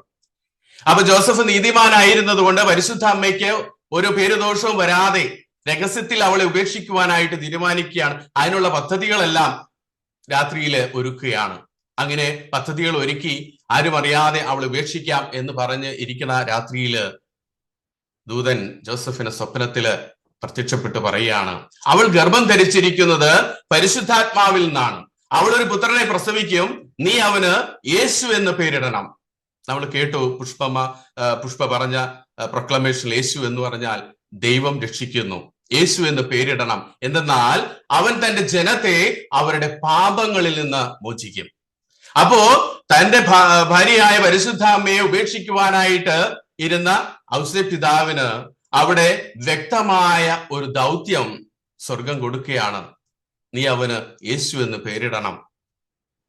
പിന്നീട് ഔസേപ്പിതാവ് പരിശുദ്ധാമ്മയെ സംരക്ഷിക്കുന്നതെല്ലാം നമ്മൾ വിശുദ്ധ ഗ്രന്ഥത്തിൽ വായിക്കുന്നുണ്ട്. ഗലാത്യ ലേഖനത്തില് 4-ാം അധ്യായത്തിന്റെ 4-ാമത്തെ തിരുവചനത്തില് പൗലോസ്ലീഹ പറഞ്ഞു വെക്കുന്നുണ്ട്, കാലസമ്പൂർണത വന്നപ്പോൾ ദൈവം തന്റെ പുത്രനെ അയച്ചു. ഇങ്ങനെ ആദ്യ മാതാപിതാക്കളുടെ പാപം മൂലം പാപാവസ്ഥയിൽ ആണ്ടുപോയ മനുഷ്യനെ, മാനവകുലത്തെ മുഴുവൻ രക്ഷിക്കുവാനായിട്ട് ദൈവം പദ്ധതി ഒരുക്കുകയാണ്. തന്റെ പുത്രനെ സ്വീകരിക്കുവാൻ തക്കവിധം യോഗ്യതയുള്ള, അല്ലെങ്കിൽ തന്റെ പുത്രനെ സ്വീകരിക്കുവാൻ വന്ന ഒരു ജനവിഭാഗത്തെ അവിടെ നിന്ന് രൂപപ്പെടുത്തുകയാണ്. തന്റെ പ്രത്യേകം തെരഞ്ഞെടുത്ത ഇസ്രായേൽ എന്ന് പേര് കൊടുത്ത് അവരെ നയിക്കുന്നുണ്ട്. തന്റെ പുത്രനെ സ്വീകരിക്കുവാൻ തക്ക അവസ്ഥയിലേക്ക് എത്തുന്നതിന് വേണ്ടി അവിടുന്ന് രാജാക്കന്മാരെയും ന്യായാധിപന്മാരെയും പ്രവാചകന്മാരെയും അയച്ച് അവരെ നയിക്കുന്നുണ്ട്. അങ്ങനെ കാലത്തിന്റെ സമ്പൂർണത വന്നപ്പോൾ ദൈവം തന്റെ പുത്രനെ അയച്ചു. അവൻ സ്ത്രീയിൽ നിന്ന് ജാതനായി. എന്തിനു വേണ്ടി? നിയമത്തിന് അധീനനായി ജനിച്ചുകൊണ്ട് അങ്ങനെ നമ്മളെ പുത്രന്മാരായി ദത്തെടുക്കേണ്ടതിന് അവൻ നിയമത്തിന് അധീനരായി കഴിഞ്ഞവരെ വിമുക്തരാക്കി. ഇവിടെ ഒരു വാക്ക് നിങ്ങൾ ശ്രദ്ധിക്കുക, പുത്രന്മാരായി ദത്തെടുക്കുക. നമുക്കറിയാം, വിശുദ്ധ ഗ്രന്ഥം എഴുതുന്ന റോമൻ സാമ്രാജ്യ ആ കാലഘട്ടമാണ്. റോമൻ സാമ്രാജ്യ കാലത്ത് ദത്തുപുത്രത്വം എന്ന് പറയുന്നത് അവകാശം മുഴുവൻ ലഭിക്കുക, അല്ലെങ്കിൽ നിയമപരമായിട്ട് യഥാർത്ഥ പുത്രന്റെ ഇതുപോലുള്ള സ്ഥാനം, പഴയ ഘടകങ്ങള്, കുറ്റങ്ങള് മുഴുവനായി മായ്ച്ചു കളയുക എന്നൊക്കെയാണ്. ഇവിടെ ദത്തുപുത്രന്മാരായി പിതാവായി ദൈവം നമ്മളെ എടുക്കുമ്പോൾ ദൈവം പറഞ്ഞു വയ്ക്കുന്നത്, നിങ്ങൾ പാപത്താൽ അകന്നുപോയവരാണ്, പക്ഷേ ഞാൻ നിങ്ങളെ തിരികെ ഏറ്റെടുത്തു, എന്റെ കുടുംബത്തിൽ ചേർത്തു. നിങ്ങൾക്ക് യാതൊരു അർഹതയും ഉണ്ടായിരുന്നിട്ടും യേശുവിനോടൊപ്പം നമ്മൾ ഓരോരുത്തരെയും അവിടെ നിന്ന് അവകാശികളാക്കുകയാണ്. ഇതാണ് നമ്മളെ ദത്തുപുത്രരായിട്ട് അവിടെ നിന്ന് എടുക്കുന്നു എന്ന് പറയുമ്പോൾ നമുക്കറിയാം, ഈശോ ജനിച്ചതിന് ശേഷം അന്നത്തെ ഇസ്രായേൽ ജനം മുഴുവൻ രക്ഷകനെ പ്രവാചകന്മാരിലൂടെ അരുളി ചെയ്യപ്പെട്ട രക്ഷകനെ പ്രതീക്ഷിച്ചിരിക്കുകയാണ്. അങ്ങനെ രക്ഷകനെ പ്രതീക്ഷിച്ചിരുന്ന 2 വ്യക്തികളുണ്ട് ദേവാലയത്തില്, അന്നയും ശിമയോനും. ശിമയോൻ ഒരു പ്രവാചകനായിരുന്നു, അന്ന ഒരു പ്രവാചികയായിരുന്നു. ശിമയോനെ കുറിച്ച് പറയുന്ന മറ്റൊരു നീതിമാനായ വ്യക്തി എന്നാണ്. ഈ ശിമയോന് പരിശുദ്ധാത്മാവ് വെളിപ്പെടുത്തി കൊടുത്തിട്ടുണ്ടായിരുന്നു, കർത്താവിന്റെ അഭിഷക്തനെ കാണുന്നത് വരെ നീ മരണപ്പെടുകയില്ല എന്ന്. അങ്ങനെ വിശുദ്ധ ഔസേപ്പിതാവും പരിശുദ്ധ അമ്മയും കൂടി ഈശോയെ ദേവാലയത്തിൽ സമർപ്പിക്കുവാനായി കൊണ്ടുവന്നപ്പോൾ ശിമയോൻ യേശുവിനെ കയ്യിലെടുത്തുകൊണ്ട് ദൈവത്തെ സ്തുതിച്ചുകൊണ്ട് പറയുന്ന ഒരു വാക്യമുണ്ട്. കർത്താവേ, അവിടത്തെ വാഗ്ദാനം അനുസരിച്ച് ഇപ്പോൾ ഈ ദാസനെ സമാധാനത്തിൽ വിട്ടയക്കണമേ. എന്തെന്നാൽ സകല ജനതകൾക്കും വേണ്ടി അങ്ങൊരുക്കിയിരിക്കുന്ന രക്ഷ എന്റെ കണ്ണുകൾ കണ്ടു കഴിഞ്ഞു. ഇവിടെ നോക്കുക, ഒരു പ്രത്യേക വിഭാഗത്തിന് വേണ്ടിയല്ല, അല്ലെങ്കിൽ ഇസ്രായേൽ ജനത്തിന് വേണ്ടി മാത്രമല്ല, സകല ജനതകൾക്ക് വേണ്ടി അങ്ങൊരുക്കിയിരിക്കുന്ന രക്ഷ എന്റെ കണ്ണുകൾ കണ്ടു കഴിഞ്ഞു. അവിടെ പരിശുദ്ധാത്മാവ് ശിമയോനിലൂടെ സംസാരിക്കുന്നു. അതുപോലെ അന്നയും അവിടെ കൂടിയിരുന്നവരോട് ഞങ്ങൾ രക്ഷകനെ കണ്ടു എന്ന് സാക്ഷ്യപ്പെടുത്തുന്നുണ്ട്. ഈശോ ലൂക്കായുടെ സുവിശേഷത്തിലേക്ക് ചെല്ലുമ്പോൾ 4-ാം അധ്യായത്തില് 18-ാമത്തെ തിരുവചനത്തിൽ ഈശോ തന്നെ കുറിച്ചുള്ള പ്രവാചക സാക്ഷ്യം സ്വയം ഏറ്റെടുക്കുന്നുണ്ട്. തന്നെ ഞാനാണ് വരാനിരിക്കുന്ന രക്ഷകൻ എന്ന് പറഞ്ഞു വെക്കുന്നുണ്ട്. ഈശോ നസറത്തില് സിനഗോഗിൽ ഒരു ദിവസം പ്രാർത്ഥിക്കുവാനായി ചെന്നപ്പോൾ ഈശോയ്ക്ക് ദൈവവചനം വായിക്കുവാനായി ലഭിച്ചു. യെശയ്യാ പ്രവാചകന്റെ പുസ്തകം 61-ാമത്തെ അധ്യായമാണ്. അവിടെ ഈ പ്രകാരം എഴുതി വെച്ചിരിക്കുന്നു: കർത്താവിന്റെ ആത്മാവ് എന്റെ മേലുണ്ട്, ദരിദ്രരെ സുവിശേഷം അറിയിക്കാൻ അവിടെ തന്നെ അഭിഷേകം ചെയ്തിരിക്കുന്നു. തുടർന്ന് വായിക്കുമ്പോൾ നമ്മൾക്കറിയാം, ബന്ധിതർക്ക് മോചനവും, അന്ധർക്ക് കാഴ്ചയും, അടിച്ചമർത്തപ്പെട്ടവർക്ക് സ്വാതന്ത്ര്യവും, കർത്താവിന് സ്വീകാര്യമായ വത്സരവും പ്രഖ്യാപിക്കാൻ അവിടെ തന്നെ അയച്ചിരിക്കുന്നു. ഈ ഭാഗം വായിച്ചതിന് ശേഷം ഈശോ പുസ്തകം ശുശ്രൂഷ ഏൽപ്പിച്ചിട്ട് ഇരുന്നു എന്നാണ് തിരുവചനത്തിൽ തുടർന്ന് നമ്മൾ വായിക്കുന്നത്. ആധികാരികമായിട്ട് അവൻ ഇരുന്നിട്ട് പറയുകയാണ്, നിങ്ങൾ കേട്ടിരിക്കെ തന്നെ ഈ തിരുവെഴുത്ത് നിറവേറിയിരിക്കുന്നു. അതെ പ്രിയപ്പെട്ടവരെ, തന്നെ കുറിച്ച് തന്നെ ഞാനാണ് വരാനിരിക്കുന്ന രക്ഷകൻ, മാനവകുലത്തെ മുഴുവൻ രക്ഷിക്കുവാനായി വരാനിരിക്കുന്നവൻ ഞാനാണ് എന്ന് ഈശോ അവിടെ അസന്നിഗ്ധമായിട്ട് പ്രഖ്യാപിക്കുകയാണ്. വീണ്ടും യോഹന്നാന്റെ സുവിശേഷത്തില് നമ്മൾ കാണുന്നുണ്ട്, ഞാനാണ് വാതിൽ, എന്നിലൂടെ പ്രവേശിക്കുന്നവൻ രക്ഷ പ്രാപിക്കും. ഇന്ന് വരെ ലോകത്ത് ആരും പറയാത്തൊരു വാക്യം, ഞാനാണ് വാതിൽ, എന്നിലൂടെ പ്രവേശിക്കുന്നവൻ രക്ഷ പ്രാപിക്കും. മറ്റൊരു ഭാഗത്ത് പറയുന്നുണ്ട്, ഞാനാണ് വഴിയും സത്യവും ജീവനും, എന്നിലൂടെ അല്ലാതെ ആരും പിതാവിന്റെ അടുക്കിലേക്ക് വരുന്നില്ല. വളരെ അസന്നിഗ്ധമായിട്ട് ഈ വചനങ്ങളിലൊക്കെ നമ്മൾ കാണുകയാണ് താനാണ് രക്ഷകനെന്ന് യേശു വളരെ വ്യക്തമായിട്ട് പറഞ്ഞു വെക്കുന്നു. പ്രിയപ്പെട്ടവരെ, ഈശോയിലൂടെ ദൈവം എന്താണ് ചെയ്യുന്നത്? സ്വർഗവും ഭൂമിയും തമ്മിലുള്ള അനുരഞ്ജനം. ആദ്യമായി അവിടുന്ന് നമുക്കറിയാം, പാപം ചെയ്ത് പറുദീസായിൽ നിന്ന് പുറത്താക്കപ്പെട്ട മനുഷ്യൻ, ദൈവവുമായിട്ടുള്ള ബന്ധത്തിലെ വിള്ളലുകൾ വന്നു. മനുഷ്യനും തമ്മിലുള്ള ബന്ധത്തിലെ വിള്ളലുകൾ വന്നു. പ്രപഞ്ചവുമായിട്ടുള്ള അവന്റെ ബന്ധത്തില് വിള്ളലുകൾ വന്നു. അങ്ങനെ ആ വിള്ളലുകൾ വന്ന മനുഷ്യകുലത്തെ മുഴുവൻ അവന് ദൈവവും സ്വർഗവും ഭൂമിയുമായിട്ടുള്ള ആ ഒരു അനുരഞ്ജനം ഈശോയിലൂടെ ദൈവം സാധ്യമാക്കുകയാണ്. അതുകൊണ്ടാണ് കൊളോസ്യർക്ക് എഴുതിയ ലേഖനത്തില് പൗലോസ് ശ്ലീഹ പറയുന്നത്, സ്വർഗത്തിലും ഭൂമിയിലുള്ള എല്ലാ വസ്തുക്കളെയും അവനിലൂടെ തന്നോട് അനുരഞ്ജിപ്പിക്കുകയും അവൻ കുരിശിൽ ചിന്തിയ രക്തം വഴി സമാധാനം സ്ഥാപിക്കുകയും ചെയ്തു. എങ്ങനെയാ പിതാവിനോട് അനുരഞ്ജിപ്പിച്ചത്? ഈശോ തന്റെ പുത്രൻ കുരിശിൽ ചിന്തിയ രക്തം വഴി, ആ രക്തം വഴി അവൻ സമാധാനം സ്ഥാപിച്ചു. ഇനി പൗലോസ് ശ്ലീഹ എഫേസ്യർക്ക് എഴുതിയ ലേഖനത്തിൽ പറയുന്നുണ്ട്, അക്രൈസ്തവരായ വിജാതീയരായ ആൾക്കാരോട് പറയുന്നുണ്ട്, ആ സമയത്ത് നിങ്ങൾ ക്രിസ്തുവില്ലാതെ ഇസ്രായേലിന്റെ പൗരത്തിന് അന്യരായവരും വാഗ്ദാനത്തിന്റെ ഉടമ്പടികൾക്ക് അപരിചിതരും പ്രത്യാശരഹിതരും ലോകത്തിൽ നിരീശ്വരരുമായിരുന്നു. എന്നാൽ ഇപ്പോൾ അന്ന് വിദൂരസ്ഥരായിരുന്ന നിങ്ങൾ ക്രിസ്തുയേശുവിൽ ക്രിസ്തുവിന്റെ രക്തത്തിൽ സമീപസ്ഥരായിരിക്കുന്നു. എന്തെന്നാൽ അവനാണ് നമ്മുടെ സമാധാനം. അവൻ തന്റെ ശരീരത്തിൽ ഇരുകൂട്ടരെയും ഒന്നാക്കുകയും ശത്രുതയാകുന്ന വിഭജന മതില് തകർക്കുകയും ചെയ്തു. നമുക്കറിയാം, വിജാതീയരും യഹൂദരും തമ്മിൽ യാതൊരു ബന്ധമുണ്ടായിരുന്നില്ല, അല്ലെ? സമരിയക്കാരി സ്ത്രീയുടെ അടുത്ത് യേശു ചെല്ലുമ്പോൾ സമരിയക്കാരി സ്ത്രീ പറയുന്നുണ്ട്, യഹൂദരും ഞങ്ങളും തമ്മിൽ സമ്പർക്കമൊന്നുമില്ലല്ലോ, എന്നും ശത്രുതയിലായിരുന്നു, അവരെ അകറ്റി നിർത്തിയിരുന്നു. അതുകൊണ്ടാണ് അവർ തമ്മിലെ ശത്രുതയാകുന്ന വിഭജന മതില് ക്രിസ്തു തർക്കം ചെയ്തു എന്ന് പറയുന്നത്. നമുക്കറിയാം, ജെറുസലേം ദേവാലയത്തില് ഒരു മുന്നറിയിപ്പ് എഴുതി വെച്ചിട്ടുണ്ട്. ഇത് പ്രകാരമാണ്, അകത്ത് കിടക്കുന്ന വിജാതീയര് മരണശിക്ഷാർഹരാണ് എന്നൊരു മുന്നറിയിപ്പ്. ഒരു വിഭജന മതില് അവിടെ ഉണ്ടായിരുന്നു. സജാതീയരെന്നും വിജാതീയരെന്നും, വിജാതീയരായിട്ടുള്ള ആർക്കും ആ ദേവാലയത്തിൽ പ്രവേശിക്കാനായിട്ട് അനുവാദമുണ്ടായിരുന്നില്ല. പ്രിയപ്പെട്ടവരെ, ഇന്ന് നമ്മുടെയൊക്കെ ജീവിതത്തിലേക്ക് കടന്നൊന്ന് ചിന്തിച്ചു നോക്കുമ്പോൾ ഇങ്ങനെയുള്ള വിഭജന മതിലുകൾ ഒത്തിരിയേറുണ്ട്. ജാതിയുടെയും മതത്തിന്റെയും അറിവിന്റെയും അറിവില്ലായ്മയുടെയും സമ്പത്തിന്റെയും സമ്പത്തില്ലായ്മയുടെയും അഹങ്കാരത്തിന്റെയും മറ്റുള്ളവരെ സ്നേഹിക്കാൻ പറ്റാത്തതിന്റെയും ക്ഷമ കൊടുക്കാൻ പറ്റാത്തതിന്റെയും ഒക്കെ നിരവധി വിഭജന മതിലുകൾ നമ്മുടെയൊക്കെ ജീവിതത്തിലുണ്ട്.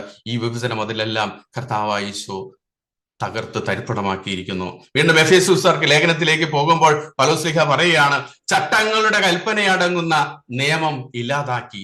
അനേകം ചട്ടങ്ങള്, അനേകം നിയമങ്ങള് യഹൂദ ജനങ്ങൾക്കിടയിൽ ഉണ്ടായിരുന്നു. അതെല്ലാം ഇല്ലാതാക്കിക്കൊണ്ട് തന്നിൽ ഇരുകൂട്ടരെയും പുതിയ മനുഷ്യരായി രൂപം കൊടുത്ത് അവൻ സമാധാനം സ്ഥാപിച്ചു. എങ്ങനെയാ? കുരിശു വഴി തന്നിൽ ശത്രുത നിഗ്രഹിച്ച് ഇരുകൂട്ടരെയും ദൈവത്തോട് അനുരഞ്ജിപ്പിക്കുന്നതിന് വേണ്ടിയാണിത്. അവൻ വന്ന് വിദൂരസ്ഥരായ നിങ്ങളോട് സമാധാനം പ്രസംഗിച്ചു, സമീപസ്ഥരോടും സമാധാനം പ്രസംഗിച്ചു. കാരണം അവനിലൂടെ നമ്മൾ ഇരുകൂട്ടർക്കും ഒരേ ആത്മാവിൽ പിതാവിങ്കിലേക്ക് പ്രവേശനമുണ്ട്. യഹൂദർ വിശ്വസിച്ചിരുന്നു യഹൂദർക്ക് മാത്രമാണ് ദൈവം. ആ ദൈവത്തിലേക്ക്, സത്യദൈവത്തിലേക്ക് മറ്റുള്ളവർ ആർക്കും പ്രവേശനമില്ല.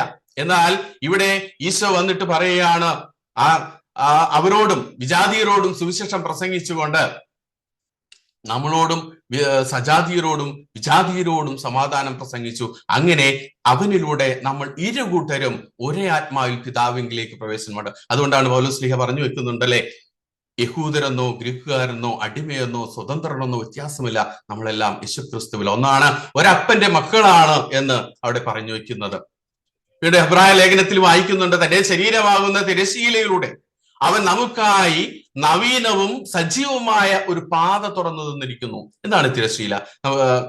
യഹൂദ പാരമ്പര്യത്തിൽ നമുക്കറിയാം, ജെറുസലേം ദേവാലയത്തില് അതിവിശുദ്ധ സ്ഥലവും വിശുദ്ധ സ്ഥലവും തമ്മിൽ വേർതിരിച്ചിരുന്ന ഒരു വരിയുണ്ട്, ഒരു തിരശീലയുണ്ട്.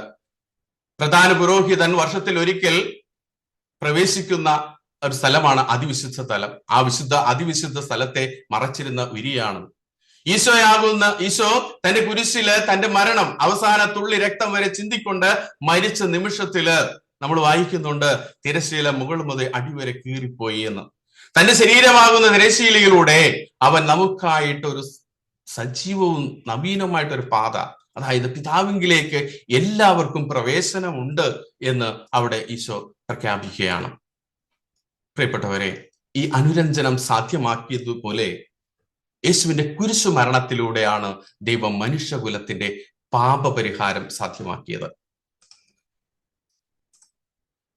നിയമപ്രകാരം നമ്മുടെ ലേവ്യരുടെ പുസ്തകത്തിലേക്ക് പോയാല്, പഴയ നിയമത്തിൽ പോയാല്, നിയമപ്രകാരം മനുഷ്യരുടെ പാപപരിഹാര ബലിക്കായിട്ട് ഊനമറ്റ കുഞ്ഞാട് ബലിയർപ്പിക്കപ്പെടണം എന്ന് പറയുന്നുണ്ട്. അതായത് അഹറോനായിരുന്നു അന്നത്തെ മഹാപുരോഹിതൻ.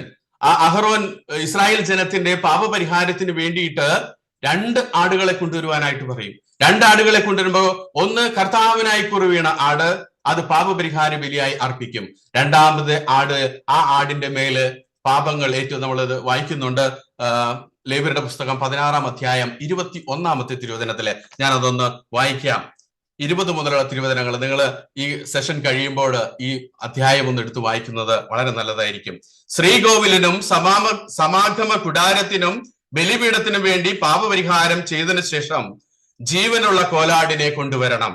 അതായത് ഞാൻ പറഞ്ഞു, 2 കോലാടുകൾ എടുക്കുന്നു, ഒരു കോലാടിനെ ബലി അർപ്പിച്ചു, 2ാമത്തെ കോലാടിനെ കൊണ്ടുവരുന്നു. എന്തിനു വേണ്ടി? അതിന്റെ തലയിൽ കൈകൾ വെച്ച് അഹറോൻ ഇസ്രായേൽ ജനങ്ങളുടെ എല്ലാ അകൃത്യങ്ങളും അക്രമങ്ങളും പാപങ്ങളും ഏറ്റുപറയണം. അവയെല്ലാം അതിന്റെ ശിരസിൽ ചുമത്തി ഒരുങ്ങി നിൽക്കുന്ന ഒരാളുടെ കൈവശം അതിനെ മരുഭൂമിയിലേക്ക് വിടണം. കോലാട് അവരുടെ കുറ്റങ്ങൾ വഹിച്ചുകൊണ്ട് വിജനപ്രദേശത്തേക്ക് പോകട്ടെ. ആടിനെ നയിക്കുന്ന ആൾ അതിനെ മരുഭൂമിയിൽ ഉപേക്ഷിക്കണം. ഇതായിരുന്നു യഹൂദ പാരമ്പര്യം അനുസരിച്ച് പാപപരിഹാരത്തിന് വേണ്ടി ചെയ്തിരുന്നത്. ഇത് തന്നെ ഈശോയുടെ കാലത്ത് അന്നത്തെ പ്രധാന പുരോഹിതനായ കയ്യഫാസ് പറയുന്നുണ്ട്. യോഹന്നാന്റെ സുവിശേഷത്തില് 11-ാം അധ്യായത്തിന്റെ 50 മുതൽ തിരുവചനങ്ങള് ഞാനൊന്ന് വായിക്കാം.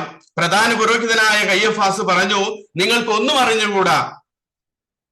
ജനം മുഴുവൻ നശിക്കാതിരിക്കാനായി അവർക്ക് വേണ്ടി ഒരുവൻ മരിക്കുന്നത് യുക്തമാണെന്ന് നിങ്ങൾ മനസ്സിലാക്കുന്നുമില്ല. അവനിത് തുടർന്ന് വായിക്കുമ്പോൾ പറയുകയാണ്, അവനിത് സ്വമേധയാ പറഞ്ഞതല്ല, പ്രത്യുത ആ വർഷത്തെ പ്രധാന പുരോഹിതൻ എന്ന നിലയിൽ ജനത്തിനു വേണ്ടി യേശു മരിക്കേണ്ടിയിരിക്കുന്നുവെന്ന് പ്രവചിക്കുകയായിരുന്നു. അവിടെ കയ്യഫാസ് പ്രവചിക്കുകയാണ്. ഇവിടെ ഒരു കാര്യം നിങ്ങൾ മനസ്സിലാക്കണം. അഹറോൻ ചെയ്തിരുന്നത് ഇസ്രായേൽ ജനങ്ങളുടെ അകൃത്യങ്ങളും പാപങ്ങൾക്കും വേണ്ടിയാണ് എങ്കിൽ ഇവിടെ കയ്യഫാസ് പറയുകയാണ്, ജനം മുഴുവൻ, അതായത് മാനവകുലത്തിന്റെ മുഴുവൻ പാപപരിഹാരത്തിന് വേണ്ടി ഈശോ മരിക്കണം എന്ന് അവൻ പ്രഖ്യാപിക്കുകയാണ്. അതുകൊണ്ടാണ് സ്നാപക യോഹന്നാൻ തന്റെ കസിൻ ഈശോ കടന്നു വരുമ്പോൾ, ഇതാ എന്റെ കസിനാണ് വരുന്നത്, ഇവനെ കേൾക്കുക എന്നല്ല പറയുന്നത്, അവനെ പരിചയപ്പെടുത്തി കൊടുക്കുന്നത് ഇതാണ്, ഇതാ ലോകത്തിന്റെ പാപങ്ങൾ നീക്കുന്ന ദൈവത്തിന്റെ കുഞ്ഞാട്.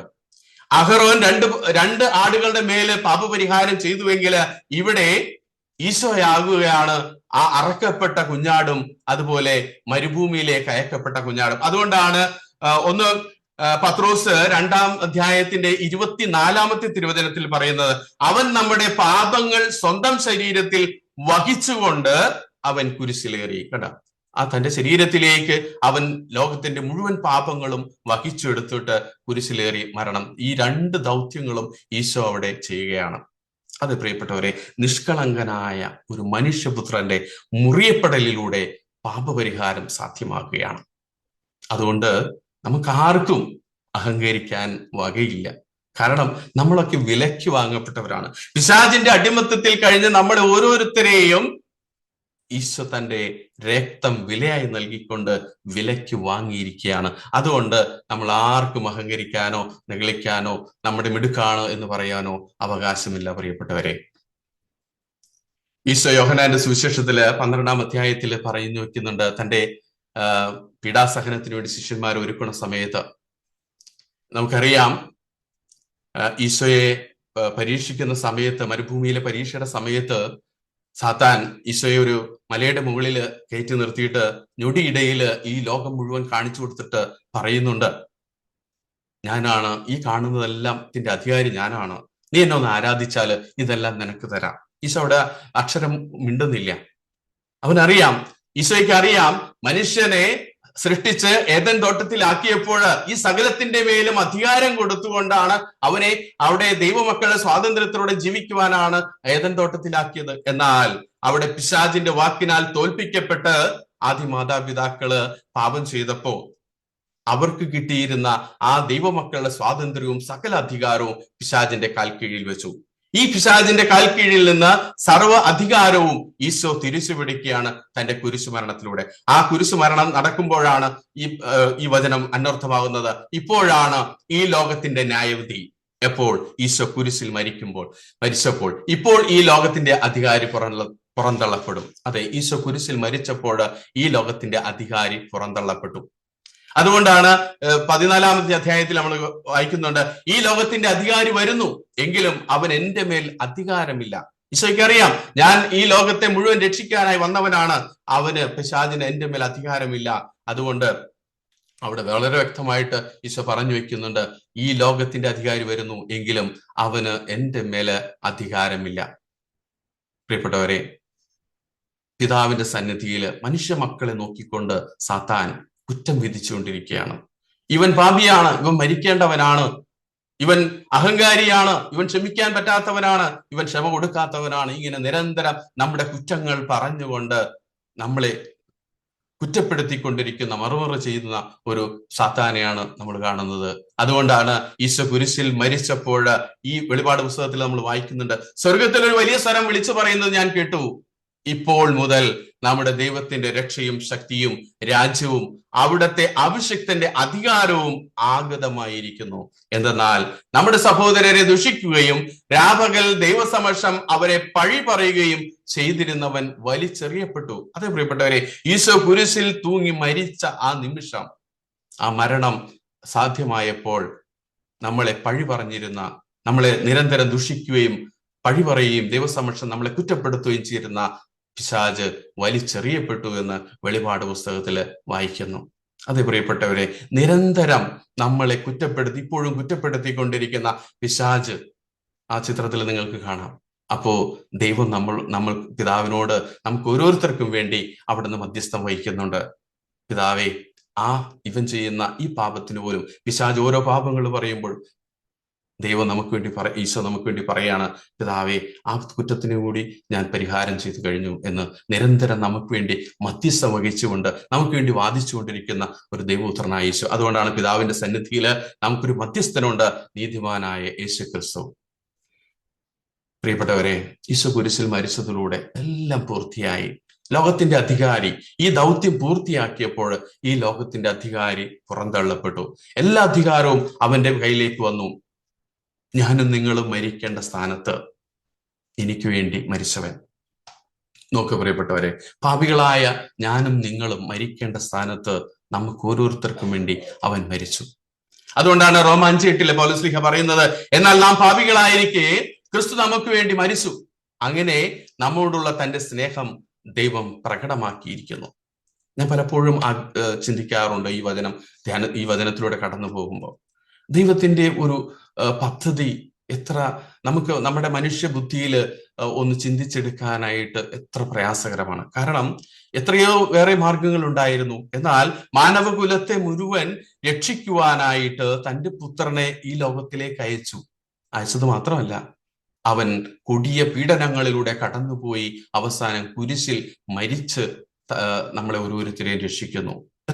എത്ര സ്നേഹമാണ് പിതാവായ അപ്പന് നമ്മോടുള്ളതെന്ന് ഈ തിരുവചനങ്ങൾ ധ്യാനിക്കുമ്പോൾ നമുക്ക് മനസ്സിലാകും. 1 പത്രോസ് 3:18 പറയുന്നു, എന്തുകൊണ്ടെന്നാൽ ക്രിസ്തു തന്നെയും പാപങ്ങൾക്ക് വേണ്ടി ഒരിക്കൽ മരിച്ചു, അത് നീതിരഹിതർക്ക് വേണ്ടിയുള്ള നീതിമാന്റെ മരണമായിരുന്നു. അതേ പ്രിയപ്പെട്ടവരെ, നീതിരഹിതരായ എനിക്കും നിങ്ങൾക്കും വേണ്ടിയായിരുന്നു നീതിമാനായ ക്രിസ്തു അന്ന് മരിച്ചത്. കൊരിന്തോസ്യർ ലേഖനത്തിൽ പൗലോസ് പറയുന്നുണ്ട്, അവനെ നാം എല്ലാവരും ദൈവത്തിന്റെ നീതിയാകേണ്ടതിന് പാപം അറിയാത്തവനെ ദൈവം നമുക്ക് വേണ്ടി പാപമാക്കി. നമുക്കറിയാം ദൈവം നീതിമാനാണ്, അല്ലെ? പാപം ചെയ്തു കഴിഞ്ഞാൽ അതിനൊരു ശിക്ഷയുണ്ട്, ആ ഒരു പരിഹാരം ചെയ്യണം. എന്നാൽ ആ പരിഹാരത്തിന് വേണ്ടി, ആ ശിക്ഷ ഏൽക്കുന്നതിന് വേണ്ടി നമ്മൾ ഓരോരുത്തരെയും വിട്ടുകൊടുക്കാതെ തന്റെ പുത്രനെ ആ പാപമെല്ലാം അവന്റെ തലയിൽ കൈവച്ചുകൊണ്ട് അവനെ പാപമാക്കി കുരിശിൽ മരിപ്പിക്കുന്നു. അത് എന്തിനു വേണ്ടിയാ? അവനിൽ, ക്രിസ്തുവിൽ നാം എല്ലാവരും ദൈവത്തിന്റെ നീതിയാകേണ്ടതിന്. അതെ പ്രിയപ്പെട്ടവരെ, ഈശോ പീഡാസഹനത്തില് ഏറ്റ ഓരോ പീഡനങ്ങളുടെയും ബൈബിൾ പണ്ഡിതന്മാര് പറയുന്നത്, ഇപ്പോ പീലാത്തോസിന്റെ അരമനയില് ചമ്മട്ടികളാൽ അടിക്കപ്പെട്ടു എന്ന് പറയുന്നുണ്ട്. ആ ചമ്മട്ടികളാൽ അടിക്കപ്പെട്ടത് എന്റെയും നിങ്ങളുടെയും ജഡിക ആസക്തിയിൽ നിന്ന് നമ്മൾ ഓരോരുത്തരെയും മോചിപ്പിക്കുന്നതിന് വേണ്ടിയാണ്. ഇവിടെ എഴുതി വെച്ചിരിക്കുന്ന ഗലാത്യർക്ക് എഴുതിയ ലേഖനത്തില്, ക്രിസ്തു നമ്മെ പ്രതി ശപിക്കപ്പെട്ടവനായി തീർന്നുകൊണ്ട് നിയമത്തിന്റെ ശാപത്തിൽ നിന്ന് നമ്മെ രക്ഷിച്ചു. നിയമത്തിന്റെ ശാപം, പൂർവികരിലൂടെ നമ്മളിലേക്ക് കടന്നു വന്നിട്ടുള്ള ശാപങ്ങൾ എന്തെന്നാൽ മരത്തിൽ തൂക്കപ്പെട്ടവൻ ശപിക്കപ്പെട്ടവനാണെന്ന് എഴുതിയിരിക്കുന്നു. ഇവിടെ രാജേഷ് അബ്രഹാം തന്റെ ജീവിതാനുഭവം പറഞ്ഞപ്പോൾ പറഞ്ഞു, തന്റെ കുടുംബത്തിൽ അനർത്ഥങ്ങൾ വന്നത് പിതാക്കന്മാരിൽ നിന്ന് വന്നിട്ടുള്ള ശാപമാണ്. ആ ശാപത്തിന് പരിഹാരമായിട്ട് പല പൂജാരികളുടെ അടുത്ത് പൂജ ചെയ്യിക്കുവാനായി പോയ കാര്യം പറഞ്ഞു. ഇവിടെ പത്രോസ്ലീഹ 1-ാം ലേഖനത്തിന്റെ 18-ാമത്തെ തിരുവചനത്തില്, 1-ാം അധ്യായത്തിന്റെ 18-ാമത്തെ തിരുവചനത്തില് ഒരു മനോഹരമായ വചനം പറയുന്നുണ്ട്. പിതാക്കന്മാരിൽ നിന്ന് ലഭിച്ച വ്യർത്ഥമായ ജീവിത രീതിയിൽ നിന്ന്, പിതാക്കന്മാരിൽ നിന്ന് നമ്മുടെ തലമുറകളിലേക്ക് കടന്നു വന്നിട്ടുള്ള വ്യർത്ഥമായ ജീവിത രീതിയിൽ നിന്ന് വന്നിട്ടുള്ള ശാപവും പാപത്തിന്റെ സ്വാധീനങ്ങളെല്ലാം, അതിൽ നിന്നെല്ലാം നാം വീണ്ടെടുക്കപ്പെട്ടത് നശ്വരമായ വെള്ളിയോ സ്വർണമോ കൊണ്ടല്ല, മറിച്ച് കറയോ കളങ്കമോ ഇല്ലാത്ത കുഞ്ഞാടിൻ്റെതുപോലുള്ള ക്രിസ്തുവിന്റെ അമൂല്യ രക്തം കൊണ്ടാണ്. അതേ പ്രിയപ്പെട്ടവരെ, ക്രിസ്തുവിന്റെ രക്തം ചിന്തലിലൂടെയാണ് എന്റെയും നിങ്ങളുടെയും പാപത്തിന് പരിഹാരം ചെയ്യപ്പെട്ടത്. അങ്ങനെ ക്രിസ്തുവിലൂടെ അന്ധകാരത്തിന്റെ ആധിപത്യത്തിൽ നിന്ന് അവിടുന്ന് നമ്മെ മോചിപ്പിച്ചു. അവിടുത്തെ പ്രിയപുത്രന്റെ രാജ്യത്തിലേക്ക് നമ്മെ ആനയിക്കുകയും ചെയ്തു. 1 യോഹന്നാൻ 2:2 പറയുന്നുണ്ട്, അവൻ നമ്മുടെ പാപങ്ങൾക്ക് പരിഹാര ബലിയാണ്. നമ്മുടെ മാത്രമല്ല, ലോകം മുഴുവന്റെയും പാപങ്ങൾക്ക്. ഇത് പറയുമ്പോൾ നമ്മൾ മനസ്സിലാക്കേണ്ടത് ലോകം മുഴുവന്റെയും പാപങ്ങൾക്ക്, അതായത് മരിച്ചു പോയവരുടെയും ഇനി ജനിക്കാനിരിക്കുന്ന കുഞ്ഞ് അവസാനമായി ചെയ്യാൻ പോകുന്ന പാപത്തിലൂടെ അവൻ പരിഹാരം ചെയ്തു കഴിഞ്ഞു. അതുകൊണ്ടാണ് അവൻ നമ്മുടെ പാപങ്ങൾക്ക് പരിഹാര ബലിയല്ല, നമ്മുടെ പാപങ്ങൾക്ക് പരിഹാര ബലിയാണ്. അത് മാത്രമല്ല, ലോകം മുഴുവന്റെയും പാപങ്ങൾക്ക് എന്ന് ഇവിടെ യോഹന്നാൻ ശ്ലീഹ പറഞ്ഞു വെക്കുന്നത്. വീണ്ടും പറയുന്നു, അവിടുത്തെ പുത്രനായ യേശുവിന്റെ രക്തം എല്ലാ പാപങ്ങളിൽ നിന്ന് നമ്മെ ശുദ്ധീകരിക്കുന്നു. ഞാൻ പലരും പറഞ്ഞു കേട്ടിട്ടുണ്ട്, ഈ പാപം ദൈവം ക്ഷമിക്കില്ല, ഞാൻ അത്ര വലിയ പാപിയാണ്, ഇത് ദൈവം ക്ഷമിക്കില്ല, ഞാനിത് ദൈവത്തിനെതിരെ ചെയ്യാൻ പാടില്ലാത്തതാണ്, ഇത് ക്ഷമിക്കില്ല എന്നൊക്കെ പറഞ്ഞ് നിരാശപ്പെട്ട് നടക്കുന്ന വ്യക്തികളെ കണ്ടിട്ടുണ്ട്. ഇവിടെ യോഹന്നാൻ ശ്ലീഹ പറഞ്ഞു വെക്കുകയാണ്, അവിടുത്തെ പുത്രനായ യേശുവിന്റെ രക്തം വഴി ശുദ്ധീകരിക്കപ്പെടാത്ത ഒരു പാപവും ഇല്ല എന്ന്. അതേ പ്രിയപ്പെട്ടവരെ, അവന്റെ രക്തത്തിലൂടെ നമ്മുടെ എല്ലാ പാപങ്ങളും കഴുകി വെടിപ്പാക്കപ്പെട്ടിരിക്കുന്നു. അങ്ങനെ മരണത്തിന്മേൽ അധികാരമുള്ള പിശാചിനെ തന്റെ മരണത്താൽ നശിപ്പിച്ചുകൊണ്ട് മരണഭയത്തോടെ ജീവിതകാലം മുഴുവൻ അടിമത്തത്തിൽ കഴിയുന്നവരെ എന്നേക്കുമായി അവിടുന്ന് രക്ഷിച്ചു കഴിഞ്ഞു എന്ന് ഹെബ്രായ ലേഖനത്തിൽ വായിക്കുന്നു. അങ്ങനെ മരണത്തിന്റെ മേൽ അധികാരം പിശാചിനായിരുന്നു, അല്ലെ? പാപത്തിന്റെ ശമ്പളം മരണമാണെന്ന് നമുക്കറിയാം. മരണത്തിന്മേൽ അധികാരമുള്ള പിശാചിനെ തന്റെ മരണത്താൽ തോൽപ്പിച്ച് നശിപ്പിച്ച് മരണഭയത്തോടെ എന്നും പേടിച്ചിരുന്ന, ജീവിതകാലം മുഴുവൻ ഭയത്തിലായിരുന്ന മാനവകുലത്തെ മുഴുവൻ അവൻ എന്നേക്കുമായി രക്ഷിച്ചു കഴിഞ്ഞു എന്ന് പറയുന്നു. ഈശോ മരിച്ച് അവസാനിക്കുന്നില്ല. ആ ഈശോയുടെ മരണത്തിലൂടെ അതെല്ലാം അവസാനിച്ചിരുന്നുവെങ്കിൽ നമുക്ക് വേദനയായിരുന്നു, അല്ലെ? നമ്മുടെ ഓരോരുത്തരുടെ പാപങ്ങൾക്ക് വേണ്ടി അവൻ മരിച്ചുപോയി, അവനെ പിന്നെ ഇനി കാണുന്നില്ല എന്ന് പറഞ്ഞ് നമുക്ക് വേദനയാണ്, അല്ലെ? അവിടെ ദൈവം വേറൊരു കാര്യം ചെയ്തു. യേശുവിനെ ഉയർപ്പിച്ചുകൊണ്ട് ദൈവം മനുഷ്യകുലത്തിന് നീതീകരണം സാധ്യമാക്കി. എന്താ നീതീകരണം? നീതീകരിക്കപ്പെടുക എന്ന് പറഞ്ഞാൽ ദൈവം ഒരാളെ കുറ്റമില്ലാത്തവനായി പ്രഖ്യാപിക്കുക. നമുക്കറിയാം, റോമാർക്ക് എഴുതിയ ലേഖനത്തില് 3-ാം അധ്യായത്തിന്റെ 20-ാമത്തെ തിരുവചനം പറയുന്നുണ്ട്, നിയമം അനുഷ്ഠിക്കുന്നത് കൊണ്ട് ഒരുവനും അവിടുത്തെ സന്നിധിയിൽ നീതീകരിക്കപ്പെടുന്നില്ല. നിയമം വഴി പാപത്തെക്കുറിച്ച് നമുക്ക് ബോധ്യം ഉണ്ടാവുന്നേ ഉള്ളൂ. ഒരിക്കലും നിയമം അനുഷ്ഠിക്കുന്നത് കൊണ്ട് ഒരുവൻ നീതീകരിക്കപ്പെടുന്നില്ല. നമ്മളെയൊക്കെ നീതീകരിച്ചത് അവന്റെ രക്തം വഴിയാണ്. ഈശോ ഉയർത്തെഴുന്നേറ്റ് മത്തായിയുടെ സുവിശേഷം 28:18 പറയുന്നുണ്ട്, യേശു അവരെ സമീപിച്ചിട്ട് അരുളി ചെയ്തു, സ്വർഗത്തിലും ഭൂമിയുള്ള എല്ലാ അധികാരവും എനിക്ക് നൽകപ്പെട്ടിരിക്കുന്നു. നമ്മൾക്കുണ്ടായിരുന്ന ആ അധികാരമെല്ലാം നമ്മൾ പിശാചിന് അടിയറ വെച്ചപ്പോൾ ഈശോ കുരിശിൽ മരിച്ച് ഉയർത്ത് നമ്മുടെ കർത്താവായി മാറുകയാണ്. അവിടുന്ന് ആ എല്ലാ അധികാരവും തിരിച്ച് ഈ ലോകത്തിന്റെ അധികാരി പുറന്തള്ളപ്പെട്ടപ്പോൾ ആ എല്ലാ അധികാരവും അവനിലേക്ക് വന്നു. അതുകൊണ്ട് പറയാണ്, സ്വർഗത്തിലും ഭൂമിയിലുള്ള എല്ലാ അധികാരവും എനിക്ക് നൽകപ്പെട്ടിരിക്കുന്നു. അങ്ങനെ അവിടുന്ന് ജീവിക്കുന്നവരുടെയും മരിച്ചവരുടെയും കർത്താവായിരിക്കുന്നതിന് വേണ്ടിയാണ് ക്രിസ്തു മരിച്ചതും പുനർജീവിച്ചതും. അങ്ങനെ നമ്മുടെ ഓരോരുത്തരുടെയും ഉടയവനായി കർത്താവായി അവിടുന്ന് മാറി. ആകയാൽ അവന്റെ രക്തത്താൽ നീതീകരിക്കപ്പെട്ട നാം അവൻ മൂലം ക്രോധത്തിൽ നിന്ന് രക്ഷിക്കപ്പെടുമെന്നത് തീർച്ചയാണല്ലോ. ഇവിടെ ക്രോധം എന്ന വാക്ക് നമ്മൾ കേൾക്കുമ്പോൾ നമ്മൾക്കുണ്ടാവുന്ന ദേഷ്യവും ആ ഒരു അർത്ഥമല്ല. അവിടെ ക്രോധം എന്ന് പറയുന്നത് പാപത്തിനും അനീതിക്കുമെതിരായ ദൈവത്തിന്റെ വിശുദ്ധവും നീതിയുമായ വിധി. അവിടെ സൗജന്യമായി നീതീകരിക്കപ്പെട്ട നമ്മൾ ഓരോരുത്തരും ആ ക്രോധത്തിൽ നിന്ന്, അവൻ മൂലം ക്രോധത്തിൽ നിന്ന് രക്ഷിക്കപ്പെടുമെന്നുള്ളത് തീർച്ചയാണല്ലോ എന്ന് പൗലോസ് ലീഹ പറഞ്ഞു വെക്കുകയാണ്. അതെ പ്രിയപ്പെട്ടവരെ, അവിടുത്തെ കൃപയാൽ, ഇത് ദൈവം നമ്മളോട് കാണിച്ചൊരു കൃപയാണ്. അവിടുത്തെ കൃപയാൽ യേശുക്രിസ്തു വഴിയുള്ള വീണ്ടെടുപ്പിലൂടെ സൗജന്യമായിട്ട് നമ്മൾ ഓരോരുത്തരും നമ്മളെല്ലാം കുറ്റവിമുക്തരായി, നമ്മളെല്ലാം സൗജന്യമായി നീതീകരിക്കപ്പെട്ടു. അങ്ങനെ മരണപാശത്തെ തകർത്ത് ഉദ്ധാനം ചെയ്ത് നീതീകരിച്ച് സകലത്തിന്റെയും ഉടമസ്ഥനായി കർത്താവായി അവിടുന്ന് മാറുകയാണ്. നമ്മുടെ എല്ലാവരുടെയും ഈ സ്വർഗത്തിന്റെയും ഭൂമിയുടെ അധികാരം അവനിലേക്ക് വന്നപ്പോൾ നമ്മുടെ എല്ലാവരുടെയും അധികാരി, ഉടയവൻ, കർത്താവ് അവനായി മാറുകയാണ്. തീർന്നില്ല, അവൻ പിതാവിന്റെ സന്നിധിയിലേക്ക് തന്റെ ദൗത്യം പൂർത്തീകരിച്ച് സ്വർഗത്തിലേക്ക് എഴുന്നള്ളി മഹുദ്ധീകരിക്കപ്പെട്ടുകൊണ്ട് പിതാവിന്റെ വലത്തുഭാഗത്ത് ഉപവിഷ്ടനായി നമുക്ക് വേണ്ടി നിരന്തരം മധ്യസ്ഥം വഹിച്ചുകൊണ്ടിരിക്കുമ്പോൾ അവൻ മിശിഹായായി, അവൻ ക്രിസ്തുവായി മാറുന്നു. പ്രിയപ്പെട്ടവരെ, അതുകൊണ്ടാണ് തിമോത്തിയോസിന്റെ ലേഖനത്തിൽ പൗലോസ് ലീഹ പറഞ്ഞു വെക്കുന്നത്, എന്തെന്നാൽ ഒരു ദൈവമേ ഉള്ളൂ, ദൈവത്തിനും മനുഷ്യർക്കും മധ്യസ്ഥനായി ഒരുവനേയുള്ളൂ, മനുഷ്യനായ യേശുക്രിസ്തു. നിരന്തരം അവിടുന്ന് നമുക്ക് വേണ്ടി പിതാവിന്റെ വലത്തുഭാഗത്തിരുന്നുകൊണ്ട് മധ്യസ്ഥം വഹിച്ചുകൊണ്ടിരിക്കുന്നു. നമുക്കറിയാം 1 തിമോത്തി 2:4 പിതാവായ അപ്പനൊരു ആഗ്രഹമുണ്ട്. അപ്പന്റെ ആഗ്രഹം എന്താണ്? എല്ലാവരും രക്ഷിക്കപ്പെടണമെന്നും സത്യം അറിയണമെന്നും ആണ് അവിടുന്ന് ആഗ്രഹിക്കുക.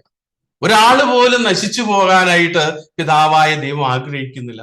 എല്ലാവരും രക്ഷിക്കപ്പെടണം, ഈ സത്യം അറിയണം. തന്റെ പുത്രൻ ഈ ലോകത്തിലേക്ക് വന്ന് എല്ലാ പീഡകളിലെയും സഹനത്തിലൂടെയും തന്റെ മരണ ഉത്ഥാനത്തിലൂടെ ഈ ലോകം മുഴുവനെയും രക്ഷിച്ചു കഴിഞ്ഞു എന്ന് എല്ലാവരും അറിയണം. അതിലൂടെ എല്ലാവരും രക്ഷ പ്രാപിക്കണമെന്ന് പിതാവായ ദൈവം ആഗ്രഹിക്കുന്നു. അത് പറയുമ്പോൾ യേശുക്രിസ്തുവിലൂടെ ദൈവം മനുഷ്യകുലത്തെ ദൈവമക്കളുടെ സ്വാതന്ത്ര്യത്തിലേക്ക് നയിച്ചു. ആ ചിത്രത്തിൽ കാണുന്ന ആ കുഞ്ഞിന്റെ മുഖത്ത് സന്തോഷം കണ്ട നമ്മള് അനുഭവ സാക്ഷ്യം പങ്കുവെച്ച രാജേഷ് അബ്രഹാം ദൈവത്തിന്റെ ആ ഈശോയിലൂടെ വന്ന ആ രക്ഷ അനുഭവിച്ചപ്പോൾ അദ്ദേഹം എന്താ ചെയ്തതെന്ന് അറിയില്ല എന്ന് പറഞ്ഞു. ഒരു മാൻപേടയെ പോലെ തുള്ളിച്ചാടിക്കൊണ്ട് യേശുക്രിസ്തുവിലൂടെ ദൈവ മനുഷ്യകുലത്തെ ദൈവമക്കളുടെ സ്വാതന്ത്ര്യത്തിലേക്ക് നയിച്ചു കഴിഞ്ഞു എന്ന് നമ്മൾ മനസ്സിലാക്കുക. അതെ പ്രിയപ്പെട്ട, സ്വാതന്ത്ര്യത്തിലേക്ക് ക്രിസ്തു നമ്മെ മോചിപ്പിച്ചു. അതുകൊണ്ട് നിങ്ങൾ സ്ഥിരതയോടെ നിൽക്കുവിൻ. അടിമത്തത്തിന്റെ നുകത്തിന് ഇനിയും നിങ്ങൾ വിധേയരാകരുത്. പിശാച് വന്നിട്ട് വീണ്ടും പറയും നമ്മുടെ ചെവികളില്, നീ ഭാവിയാണ്, നിനക്ക് രക്ഷയില്ല, നീ സമൂഹത്തിൽ വേണ്ടാത്തവനാണ്. ഇങ്ങനെയുള്ള നെഗറ്റീവ് ചിന്തകള്, പാപത്തിൻ്റെതായ ബന്ധനങ്ങള് നമുക്ക് ഇനിയും വെച്ചു തരും. അതുകൊണ്ടാണ് പൗലോസ്ലീഹ വളരെ താഴ്മയോടുകൂടെ പറയുകയാണ്, നിങ്ങൾ സ്ഥിരതയോടെ നിൽക്കുവിൻ, അടിമത്തത്തിന്റെ നുകത്തിന് ഇനിയും നിങ്ങൾ വിധേയരാകരുത്. അതേ പ്രിയപ്പെട്ടവരെ, യാക്കോബ് സ്ലീഹായെ നമ്മൾ ഓർമ്മപ്പെടുത്തുന്നുണ്ട്, കേട്ടത് മറക്കുന്നവനല്ല, പ്രവർത്തിക്കുന്നവനാണ് പൂർണ്ണമായ നിയമത്തെ, അതായത് സ്വാതന്ത്ര്യത്തിന്റെ നിയമത്തെ സൂക്ഷ്മമായി ഗ്രഹിക്കുകയും അതിൽ ഉറച്ചു നിൽക്കുകയും ചെയ്യുക. തന്റെ പ്രവൃത്തികളിൽ അവൻ അനുഗ്രഹീതനാകും. ഞാൻ ഇത്രയും പറഞ്ഞത് ഈ ഒരു സന്ദേശം നിങ്ങളിലേക്ക് എത്തിക്കാൻ വേണ്ടിയാണ്. 2000 വർഷങ്ങൾക്ക് മുമ്പ് ദൈവപുത്രനായ യേശുക്രിസ്തു കുരിശിൽ മരിച്ച് നമ്മുടെ പാപകടങ്ങൾ വീട്ടി നമ്മെ രക്ഷിച്ചു കഴിഞ്ഞതാണ്. പ്രിയപ്പെട്ടവരെ, ഇത് നിങ്ങളുടെ ഹൃദയത്തിന്റെ ഭിത്തികളിൽ, തങ്കലിപികളിൽ ഒന്ന് എഴുതി വെക്കണേ. 2000 വർഷങ്ങൾക്ക് മുമ്പ് ദൈവപുത്രനായ യേശുക്രിസ്തു കുരിശിൽ മരിച്ച് നമ്മുടെ പാപകടങ്ങൾ വീട്ടി നമ്മെ രക്ഷിച്ചു കഴിഞ്ഞതാണ്. നമ്മള് ആ നഷ്ടപ്പെട്ടു പോയ ദൈവിക ജീവനിലേക്ക് അവിടുന്ന് നമ്മളെ ചേർത്ത് നിർത്തിയിരിക്കുന്നു. ആ ദൈവമക്കളുടെ സ്വാതന്ത്ര്യത്തിലേക്ക്, ആ സന്തോഷത്തിലേക്ക്, ആ ആനന്ദത്തിലേക്ക്, പറുദീസായിലായിരുന്ന ആദിമാതാപിതാക്കളുടെ ആ സന്തോഷത്തിലേക്ക് നമ്മൾ ഓരോരുത്തരെയും അവിടുന്ന് രക്ഷിച്ചു കഴിഞ്ഞു, അല്ലെങ്കിൽ ആ സന്തോഷം നമുക്ക് നൽകി കഴിഞ്ഞു 2000 വർഷങ്ങൾക്ക് മുമ്പ് തന്റെ പീഡാസഹന മരണ ഉത്ഥാന മഹത്വീകരണത്തിലൂടെ.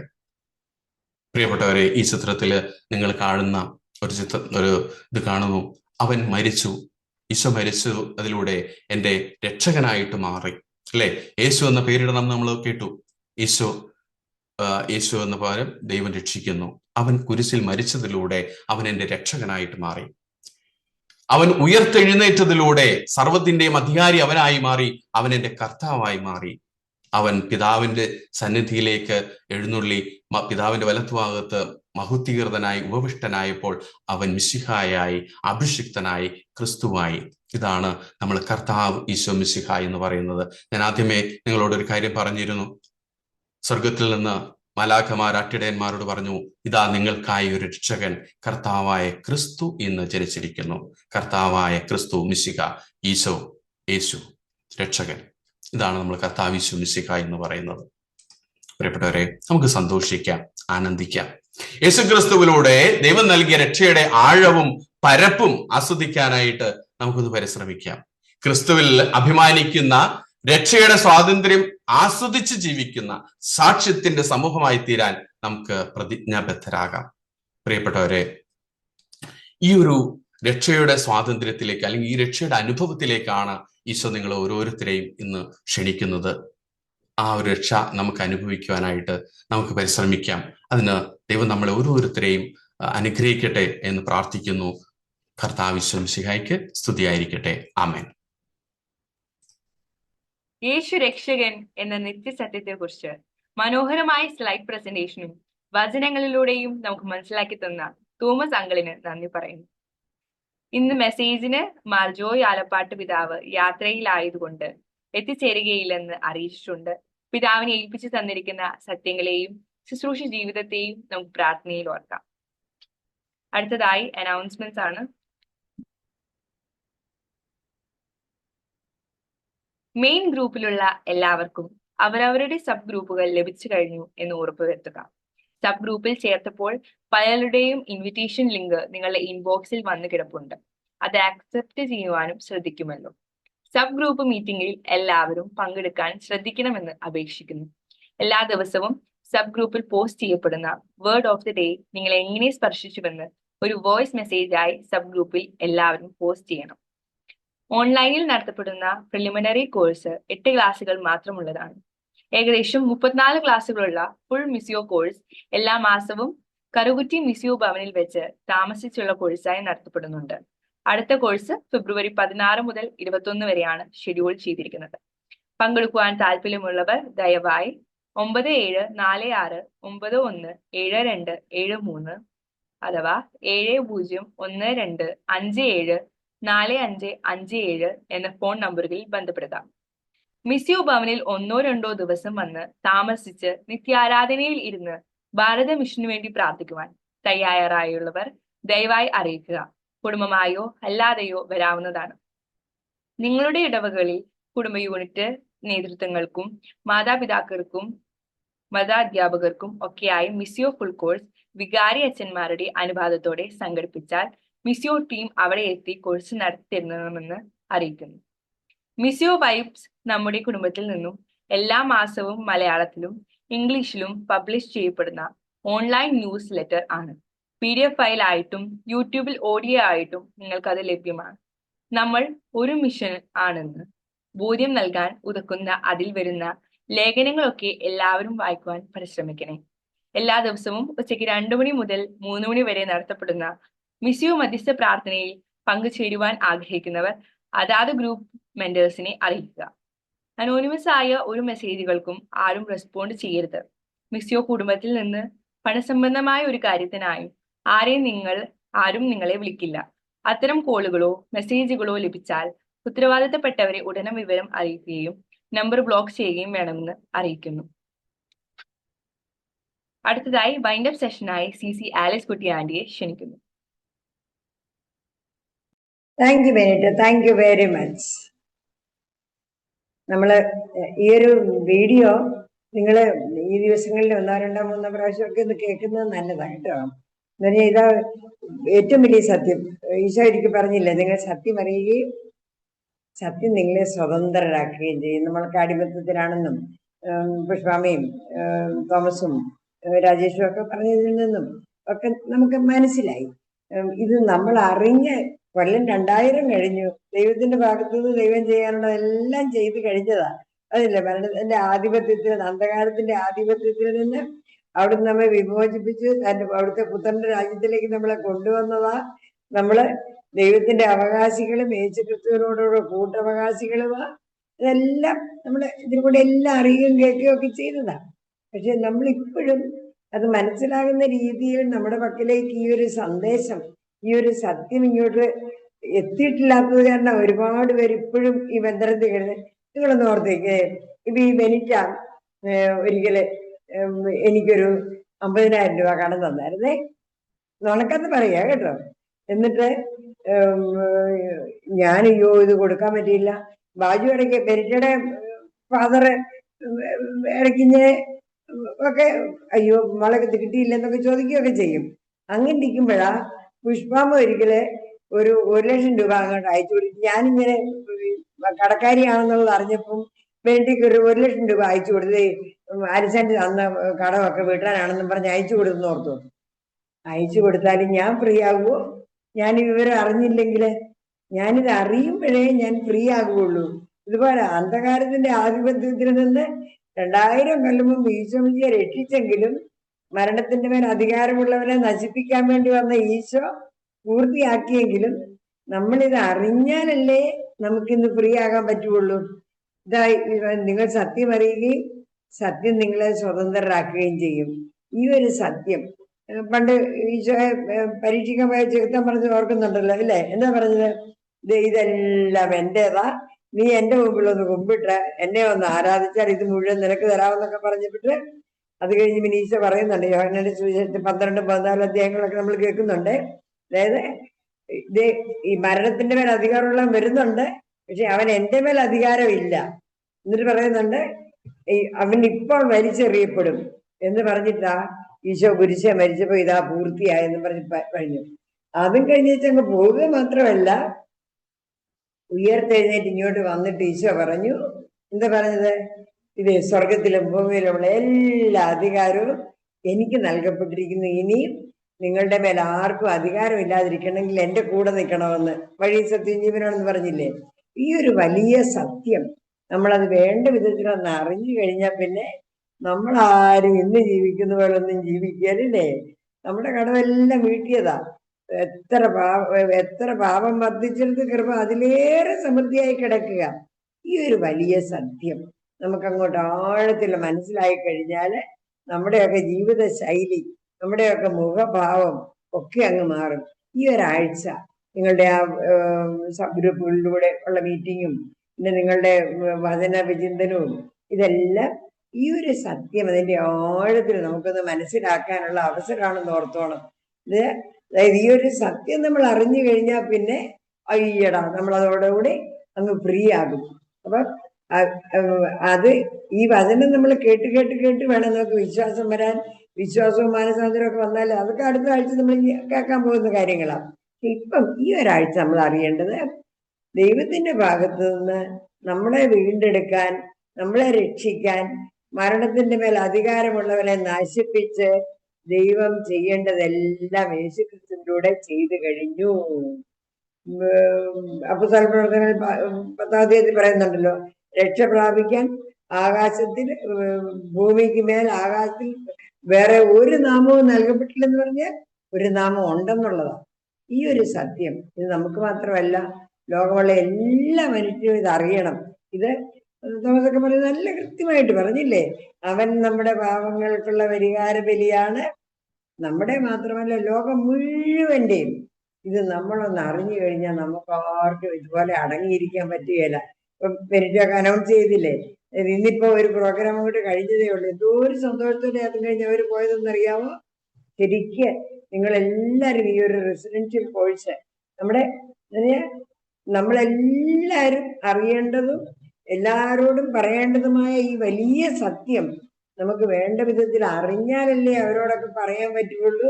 ശരിക്കും ഈ ആഴ്ച അതിന്റെ ആഴങ്ങളിൽ നമുക്കൊന്ന് മനസ്സിലായി ശരിക്ക് ആ ഒരു ദൈവമക്കളുടെ സ്വാതന്ത്ര്യത്തോടെ പാട്ടും പാടി തുള്ളിച്ചാടി നടക്കാൻ നമ്മളെ പ്രാപ്തരാക്കുന്ന ഒരു ആഴ്ചയാകട്ടെ എന്ന് ഞാൻ ആശംസിക്കുന്നു. നമുക്ക് എല്ലാവർക്കും ഈ ഒരു യൂട്യൂബ് നിങ്ങളെ ഒരു 2-3 പ്രാവശ്യമൊക്കെ കേൾക്കുകയാണെങ്കിൽ നല്ലതാണ് കേട്ടോ. എന്നിട്ട് പറ്റുന്നവരോടൊക്കെ പറഞ്ഞു കൊടുക്കുകയും അവരെയൊക്കെ ഒന്ന് കേൾപ്പിക്കുകയും പിന്നെ പറ്റാവുന്നവരെല്ലാം ഈ ഒരു റെസിഡൻഷ്യൽ കോഴ്സിൽ ഇപ്പൊ അടുത്ത ആഴ്ച 26 മുതൽ 31 വരെ സെമിനാരിയിൽ തൊടുപുഴ സെമിനാരിയിൽ ഇംഗ്ലീഷിലൊരു കോഴ്സുണ്ട് ബ്രദേഴ്സിന് വേണ്ടി. അവിടെ സെമിനാരിൽ പഠിക്കുന്ന 2 സെമിനാരിലെ കുട്ടികൾക്ക് വേണ്ടിയാ കോഴ്സ് പലയിടത്തും നടക്കുന്നുണ്ട്. പറഞ്ഞില്ല ഇവിടുത്തെ കാര്യവും മിശ്യോ ഭവനിൽ നടക്കുന്ന കാര്യം പറഞ്ഞു.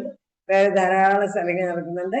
നിങ്ങളൊക്കെ ഇതൊന്ന് കൂടിയിട്ട് എല്ലായിടത്തും ഇതൊക്കെ നടത്തുകയൊക്കെ ചെയ്യണമെങ്കിൽ ഈ സത്യം നമ്മളൊന്ന് അറിഞ്ഞേ പറ്റുള്ളൂ.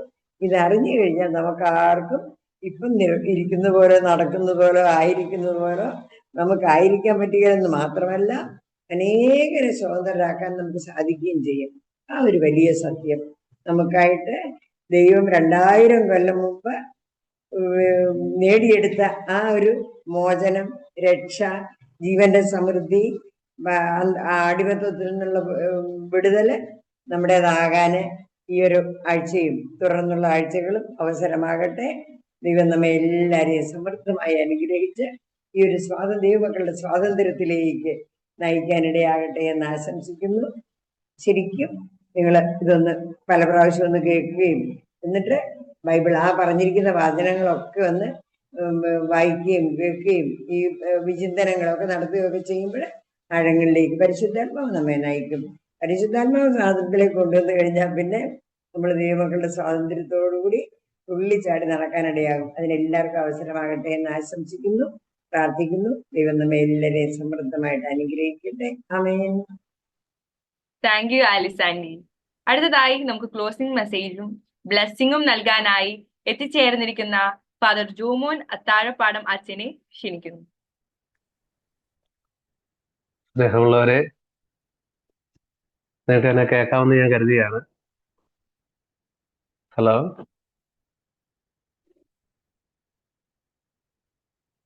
ഹലോ കേൾക്കാവോ? കേൾക്കാം. ഓക്കെ. ഈശോമിശിഹായ്ക്ക് സ്തുതിയായിരിക്കട്ടെ.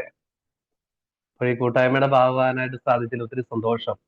നമ്മൾ ഈശോ രക്ഷകനാണെന്നും നമുക്ക് വേണ്ടി ഈശോ 2000 വർഷങ്ങൾക്ക് മുമ്പ് നമുക്ക് രക്ഷ സ്വന്തമാക്കി തന്നതാണെന്നും ആ രക്ഷയെ നമ്മൾ സ്വന്തമാക്കാനായിട്ട് നമ്മുടെ ജീവിതത്തിൽ പരിശ്രമിക്കേണ്ടത്, അതിന് തടസ്സമായിട്ട് നിൽക്കുന്നത് എന്തൊക്കെയാണ് തിരിച്ചറിഞ്ഞ് തിരുത്തിക്കൊണ്ട് യേശുവിനോട് കൂടെ ആയിരുന്നുകൊണ്ട് ആ രക്ഷയുടെ അനുഭവത്തിൽ ജീവിക്കാനായിട്ടാണ് നമ്മൾ ഓരോരുത്തരും വിളിക്കപ്പെട്ടതെന്നുള്ള തിരിച്ചറിവ് നമുക്ക് ഈ ക്ലാസ്സുകളിലൂടെ പലരിലൂടെയൊക്കെ നമ്മൾ കേൾക്കുകയായിരുന്നു, അനുഭവിച്ചറിയുകയായിരുന്നു.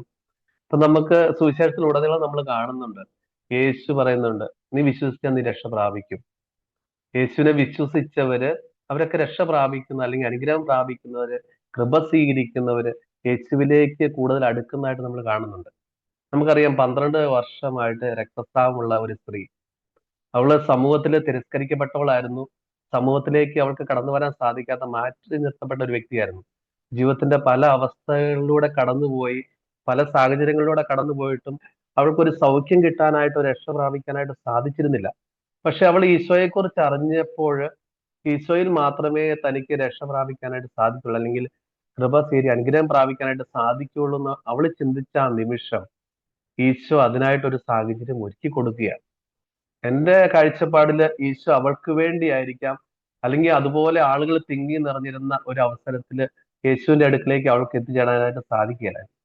പക്ഷെ അവളുടെ ആഗ്രഹമായിരിക്കാം യേശുവിന്റെ വസ്ത്രത്തിന്റെ വിളിമ്പിലൊന്ന് സ്പർശിച്ചാൽ മതി, ഞാൻ സുഖം പ്രാപിക്കുമെന്നുള്ളൊരു വിശ്വാസം അവളെ സൗഖ്യത്തിലേക്ക് നയിക്കുന്നത്, ഈശോ അവളെ തൊട്ട് സുഖപ്പെടുത്തുന്നത്.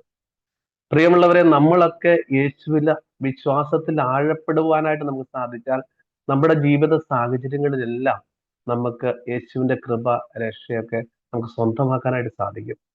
അതിലൂടെ മാത്രമേ അത് സാധ്യമാവുകയുള്ളൂ എന്നുള്ള തിരിച്ചറിവുണ്ടായിരിക്കണം. എന്റെ ജീവിത സാഹചര്യങ്ങളിൽ നമുക്കറിയാം, സക്കേവുസിന്റെ ജീവിതത്തിൽ ഇതുപോലെ തന്നെയാണ്. അവന് മനസ്സിലാക്കി എന്റെ യേശുവിനെ സ്വന്തമാക്കണമെങ്കിൽ എന്റെ ജീവിതത്തിന്റെ കുറവുകള്, പോരായ്മകള്, പരിമിതികൾ എന്താണെന്ന് തിരിച്ചറിഞ്ഞ് തിരുത്താനായിട്ട് അവൻ തയ്യാറായ നിമിഷമായിരുന്നു. അവന് ആഗ്രഹമുണ്ടായിരുന്നു, അവന്റെ ആ ജീവിത സാഹചര്യങ്ങളിൽ നിന്നുകൊണ്ട് യേശുവിനെ ഒന്ന് കാണണമെന്ന് മാത്രമേ അവൻ ആഗ്രഹിച്ചിട്ടുള്ളൂ. പക്ഷെ യേശു എന്താ ചെയ്തേ? അവന്റെ അടുക്കലേക്ക് ചെന്ന് അവനെ മാടി വിളിക്കുക. ആ നിമിഷം അവൻ പറയുക, കർത്താവ്, എന്റെ ജീവിതത്തിൽ കുറവുകളുണ്ട്, പോരായ്മകളുണ്ട്, ഇതാ ഞാൻ തിരുത്തുന്നു. ഈശോ പറയാ, ഇന്ന് നിന്റെ കുടുംബം രക്ഷ പ്രാപിക്കുന്നു. പ്രിയമുള്ളവരെ, നമ്മളിലൂടെ നമ്മുടെ കുടുംബത്തെ, നമ്മുടെ ചുറ്റുമുള്ളവരൊക്കെ യേശുവിന്റെ രക്ഷ സ്വന്തമാക്കാൻ തക്കവിധം നമ്മുടെ ജീവിതത്തിൽ ഒരു പരിവർത്തനം വരുത്താനായിട്ട് നമുക്ക് സാധിക്കണം. ഇന്ന് പലരും ഈ കഴിഞ്ഞ ദിവസങ്ങളിലൊക്കെ ആണെങ്കിലും ഒരുപാട് പേര് ഈ കൂട്ടായ്മയിൽ വന്ന്, ഞാൻ പലപ്പോഴും ഈ കൂട്ടായ്മയിൽ കൂടിയിട്ടുള്ളവരാണ്, അപ്പോഴൊക്കെ ഓരോരുത്തർ വന്ന് യേശുവിനെ അനുഭവിച്ചറിഞ്ഞ് സാക്ഷ്യപ്പെടുത്തിയിട്ടുണ്ട്. അവരുടെ ജീവിതത്തിൽ യേശുവിന്റെ കൃപ സ്വീകരിച്ചവർ, അനുഗ്രഹം പ്രാപിച്ചവര് നമ്മൾ ഓരോ നിമിഷവും നമ്മൾ കാണുന്നുണ്ട്. നമ്മുടെ ഷെയറിങ്ങിലൂടെ ഒക്കെ നമ്മുടെ ഈ കൂട്ടായ്മയിൽ കണ്ടെത്തുന്നുണ്ട്. നമുക്കും പറയാൻ പറ്റണം, എന്നെ യേശു സ്പർശിച്ചു, എന്നെ യേശു തൊട്ടു, ഞാൻ യേശുവിനെ വിളിച്ചപേക്ഷിച്ചപ്പോൾ എന്നെ യേശു കൈവിട്ടിട്ടില്ല, എന്നെ അവൻ മാറ്റി നിർത്തിയിട്ടില്ല, എന്നെ ചേർത്ത് പിടിച്ച് അനുഗ്രഹിക്കുന്നവനാണ് കർത്താവ്, നിങ്ങളെയും അവൻ അനുഗ്രഹിക്കും എന്ന് നമുക്ക് മറ്റുള്ളവർക്ക് പറഞ്ഞു കൊടുക്കാനായിട്ട് നമ്മുടെ ജീവിത സാക്ഷ്യത്തിലൂടെ നമുക്ക് സാധ്യമാകണം. ഈ പുതിയ വർഷത്തിലേക്ക് നമ്മൾ കടന്നിരിക്കുക, ഒരു പുതു സൃഷ്ടിയായിട്ട് ക്രിസ്തുവിനോട് കൂടെ നമുക്ക് ജീവിക്കാനായിട്ട് നമുക്ക് സാധിക്കുന്നുണ്ടോ? ഈ നാളത്രയും നമ്മൾ നമ്മുടേതായ രീതിയിലായിരിക്കാം ജീവിച്ചത്. നമ്മുടെ ഇഷ്ടങ്ങളും നമ്മുടെ താല്പര്യങ്ങളും ഒക്കെ മുൻനിർത്തി നമ്മൾ ജീവിച്ചവരായിരിക്കാം. എന്നാൽ ഇനി മുതൽ എൻ്റെ യേശുവിന്റെ ഇഷ്ടം അനുസരിച്ച് നമുക്ക് ജീവിക്കാനായിട്ട് നമുക്ക് സാധിച്ചാൽ, അവന്റെ കൃപ സ്വീകരിച്ചുകൊണ്ട് അവന്റെ കൃപയുടെ വഴിയിലൂടെ സഞ്ചരിക്കാനായിട്ട് നമുക്ക് സാധിക്കും. നമ്മളിലൂടെ മറ്റുള്ളവരെയും നമുക്ക് യേശുവിലേക്ക് നയിക്കാനായിട്ട് സാധിക്കും. നിങ്ങൾ എല്ലാവരെയും ദൈവം സമൃദ്ധമായിട്ട് അനുഗ്രഹിക്കട്ടെ എന്ന് പ്രാർത്ഥിക്കുകയാണ്. നമുക്കൊരു നിമിഷം നമ്മളെയും നമ്മുടെ കുടുംബത്തെയും നമ്മുടെ പ്രിയപ്പെട്ടവരെയും ഈ മിസ്യു കുടുംബത്തിലെ ഓരോ അംഗങ്ങളെയും നമുക്ക് സമർപ്പിച്ചൊന്ന് പ്രാർത്ഥിക്കാം. കർത്താവെ, നിന്നെ കൂടുതൽ അനുഭവിച്ചറിയാൻ, നിന്റെ സ്നേഹത്തിന്റെ ആഴം അനുഭവിച്ചറിഞ്ഞുകൊണ്ട് ആ സ്നേഹം മറ്റുള്ളവരുമായിട്ട് പങ്കുവയ്ക്കുവാൻ ഞങ്ങളുടെ ജീവിതം ഒരു സാക്ഷ്യമാക്കി നീ അവിടെ നിന്ന് മാറ്റണമേ. ഞങ്ങളുടെ വാക്ക് കൊണ്ടുള്ള സംസാരം കൊണ്ടുള്ളതിനേക്കാൾ ഉപരിയായിട്ട് ഞങ്ങളുടെ ജീവിതം കൊണ്ട് മറ്റുള്ളവർക്ക് സാക്ഷ്യമായിട്ട് മാറാൻ കർത്താവെ കൃപ തരണമേ എന്ന് പ്രാർത്ഥിക്കാം. ഓരോ മക്കളും ദൈവത്തെ അനുഭവിച്ചറിഞ്ഞ അനുഭവത്തിൽ നിന്ന് അകന്നു പോകാതെ അനുഭവത്തെ ഹൃദയത്തോട് ചേർത്ത് പിടിച്ചുകൊണ്ട് മുന്നോട്ട് പോകുവാൻ, ഈ പുതിയ വർഷം മുഴുവൻ ദൈവകൃപ നിറഞ്ഞ ഒരു വർഷമായിട്ട് മാറാൻ, കൃപയുടെ നിമിഷങ്ങളാക്കി മാറ്റാനായിട്ട് ആഗ്രഹിച്ചുകൊണ്ട് നമുക്ക് പ്രാർത്ഥിക്കാം. കർത്താവെ, നീ എന്നെയും എന്നിലൂടെ എൻ്റെ കുടുംബത്തെയും എൻ്റെ പ്രിയപ്പെട്ടവരെയും എൻ്റെ ചുറ്റുമുള്ളവരെയും ഞാനായിരിക്കുന്ന ഇടങ്ങളെയും എല്ലാം അവിടുന്ന് ആശീർവദിക്കണമേ, അനുഗ്രഹിക്കണമേ എന്ന് നമുക്ക് പ്രാർത്ഥിക്കാം. നമ്മുടെ കർത്താവ് ഈശോ മിശിഹായുടെ കൃപയും പിതാവായ ദൈവത്തിന്റെ സ്നേഹവും പരിശുദ്ധാത്മാവിന്റെ സഹവാസവും പരിശുദ്ധ അമ്മയുടെയും വിശുദ്ധ യോസേപ്പ് പിതാവിന്റെയും മാധ്യസ്ഥവും വിശുദ്ധ കുരിശിന്റെ സംരക്ഷണവും നമ്മളോടും നമ്മുടെ ഭവനത്തോടും നമ്മുടെ ഇന്നത്തെ എല്ലാ പ്രാർത്ഥനാ നിയോഗങ്ങളോടും കൂടെ ഉണ്ടാകുമാറാകട്ടെ, ഇപ്പോഴും എപ്പോഴും എന്നേക്കും. ആമേൻ. ഈശോ മിശിഹായ്ക്ക് സ്തുതിയായിരിക്കട്ടെ. താങ്ക് യു അച്ഛ. ഈ സെഷൻ ഇവിടെ പൂർണ്ണമാവുകയാണ്. മറ്റാരിലും രക്ഷയില്ല. ആകാശത്തിന് കീഴിൽ നമുക്ക് രക്ഷയ്ക്കായി ഒരേ ഒരു നാമം മാത്രം, യേശു ക്രിസ്തു. യേശുവിനെ രക്ഷകനായി നമുക്ക് സ്വീകരിക്കാം. ഈ ആഴ്ച അതിനായി നമുക്ക് ഒരുങ്ങാം. യേശുവിനെ രക്ഷകനും കർത്താവുമായി ഏറ്റുപറയുവാൻ നമ്മെ ഓരോരുത്തരെയും ദൈവം സമൃദ്ധമായി അനുഗ്രഹിക്കട്ടെ എന്ന് പ്രാർത്ഥിക്കുന്നു. സമാപന ഗാനത്തിനായി റോസി ബോസ്കോ ആന്റിയെ ക്ഷണിക്കുന്നു.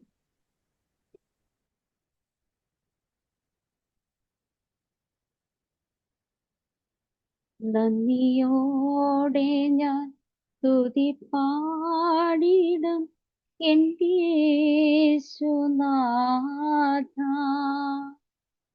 എനിക്കായി നീ ചെയ്തൊരു നന്മയ്ക്കും ഇന്നു നന്ദി ചൊല്ലുന്നു ഞാൻ. നന്ദിയോടെ ഞാൻ സ്തുതി പാടിടും എൻ്റെ യേശുനാഥ. എനിക്കായി നീ ചെയ്തൊരു നന്മയ്ക്കും ഇന്നു നന്ദി ചൊല്ലുന്നു ഞാൻ. അർഹിക്കാത്ത നന്മകളും എനിക്കേകിടും കൃപാനിധേ. അർഹിക്കാത്ത നന്മകളും എനിക്കേകിടും കൃപാനിധേ. യാചിക്കാത്ത നന്മകൾ പോലുമേ എനിക്കേകിയോനെ സ്തുതി. യാചിക്കാത്ത നന്മകൾ പോലുമേ എനിക്കേകിയോനെ സ്തുതി. നന്ദിയോടെ ഞാൻ സ്തുതി പാടിടും എൻ്റെ യേശുനാഥ. എനിക്കായി നീ ചെയ്തൊരു നന്മയ്ക്കും ഇന്നു നന്ദി ചൊല്ലുന്നു ഞാൻ.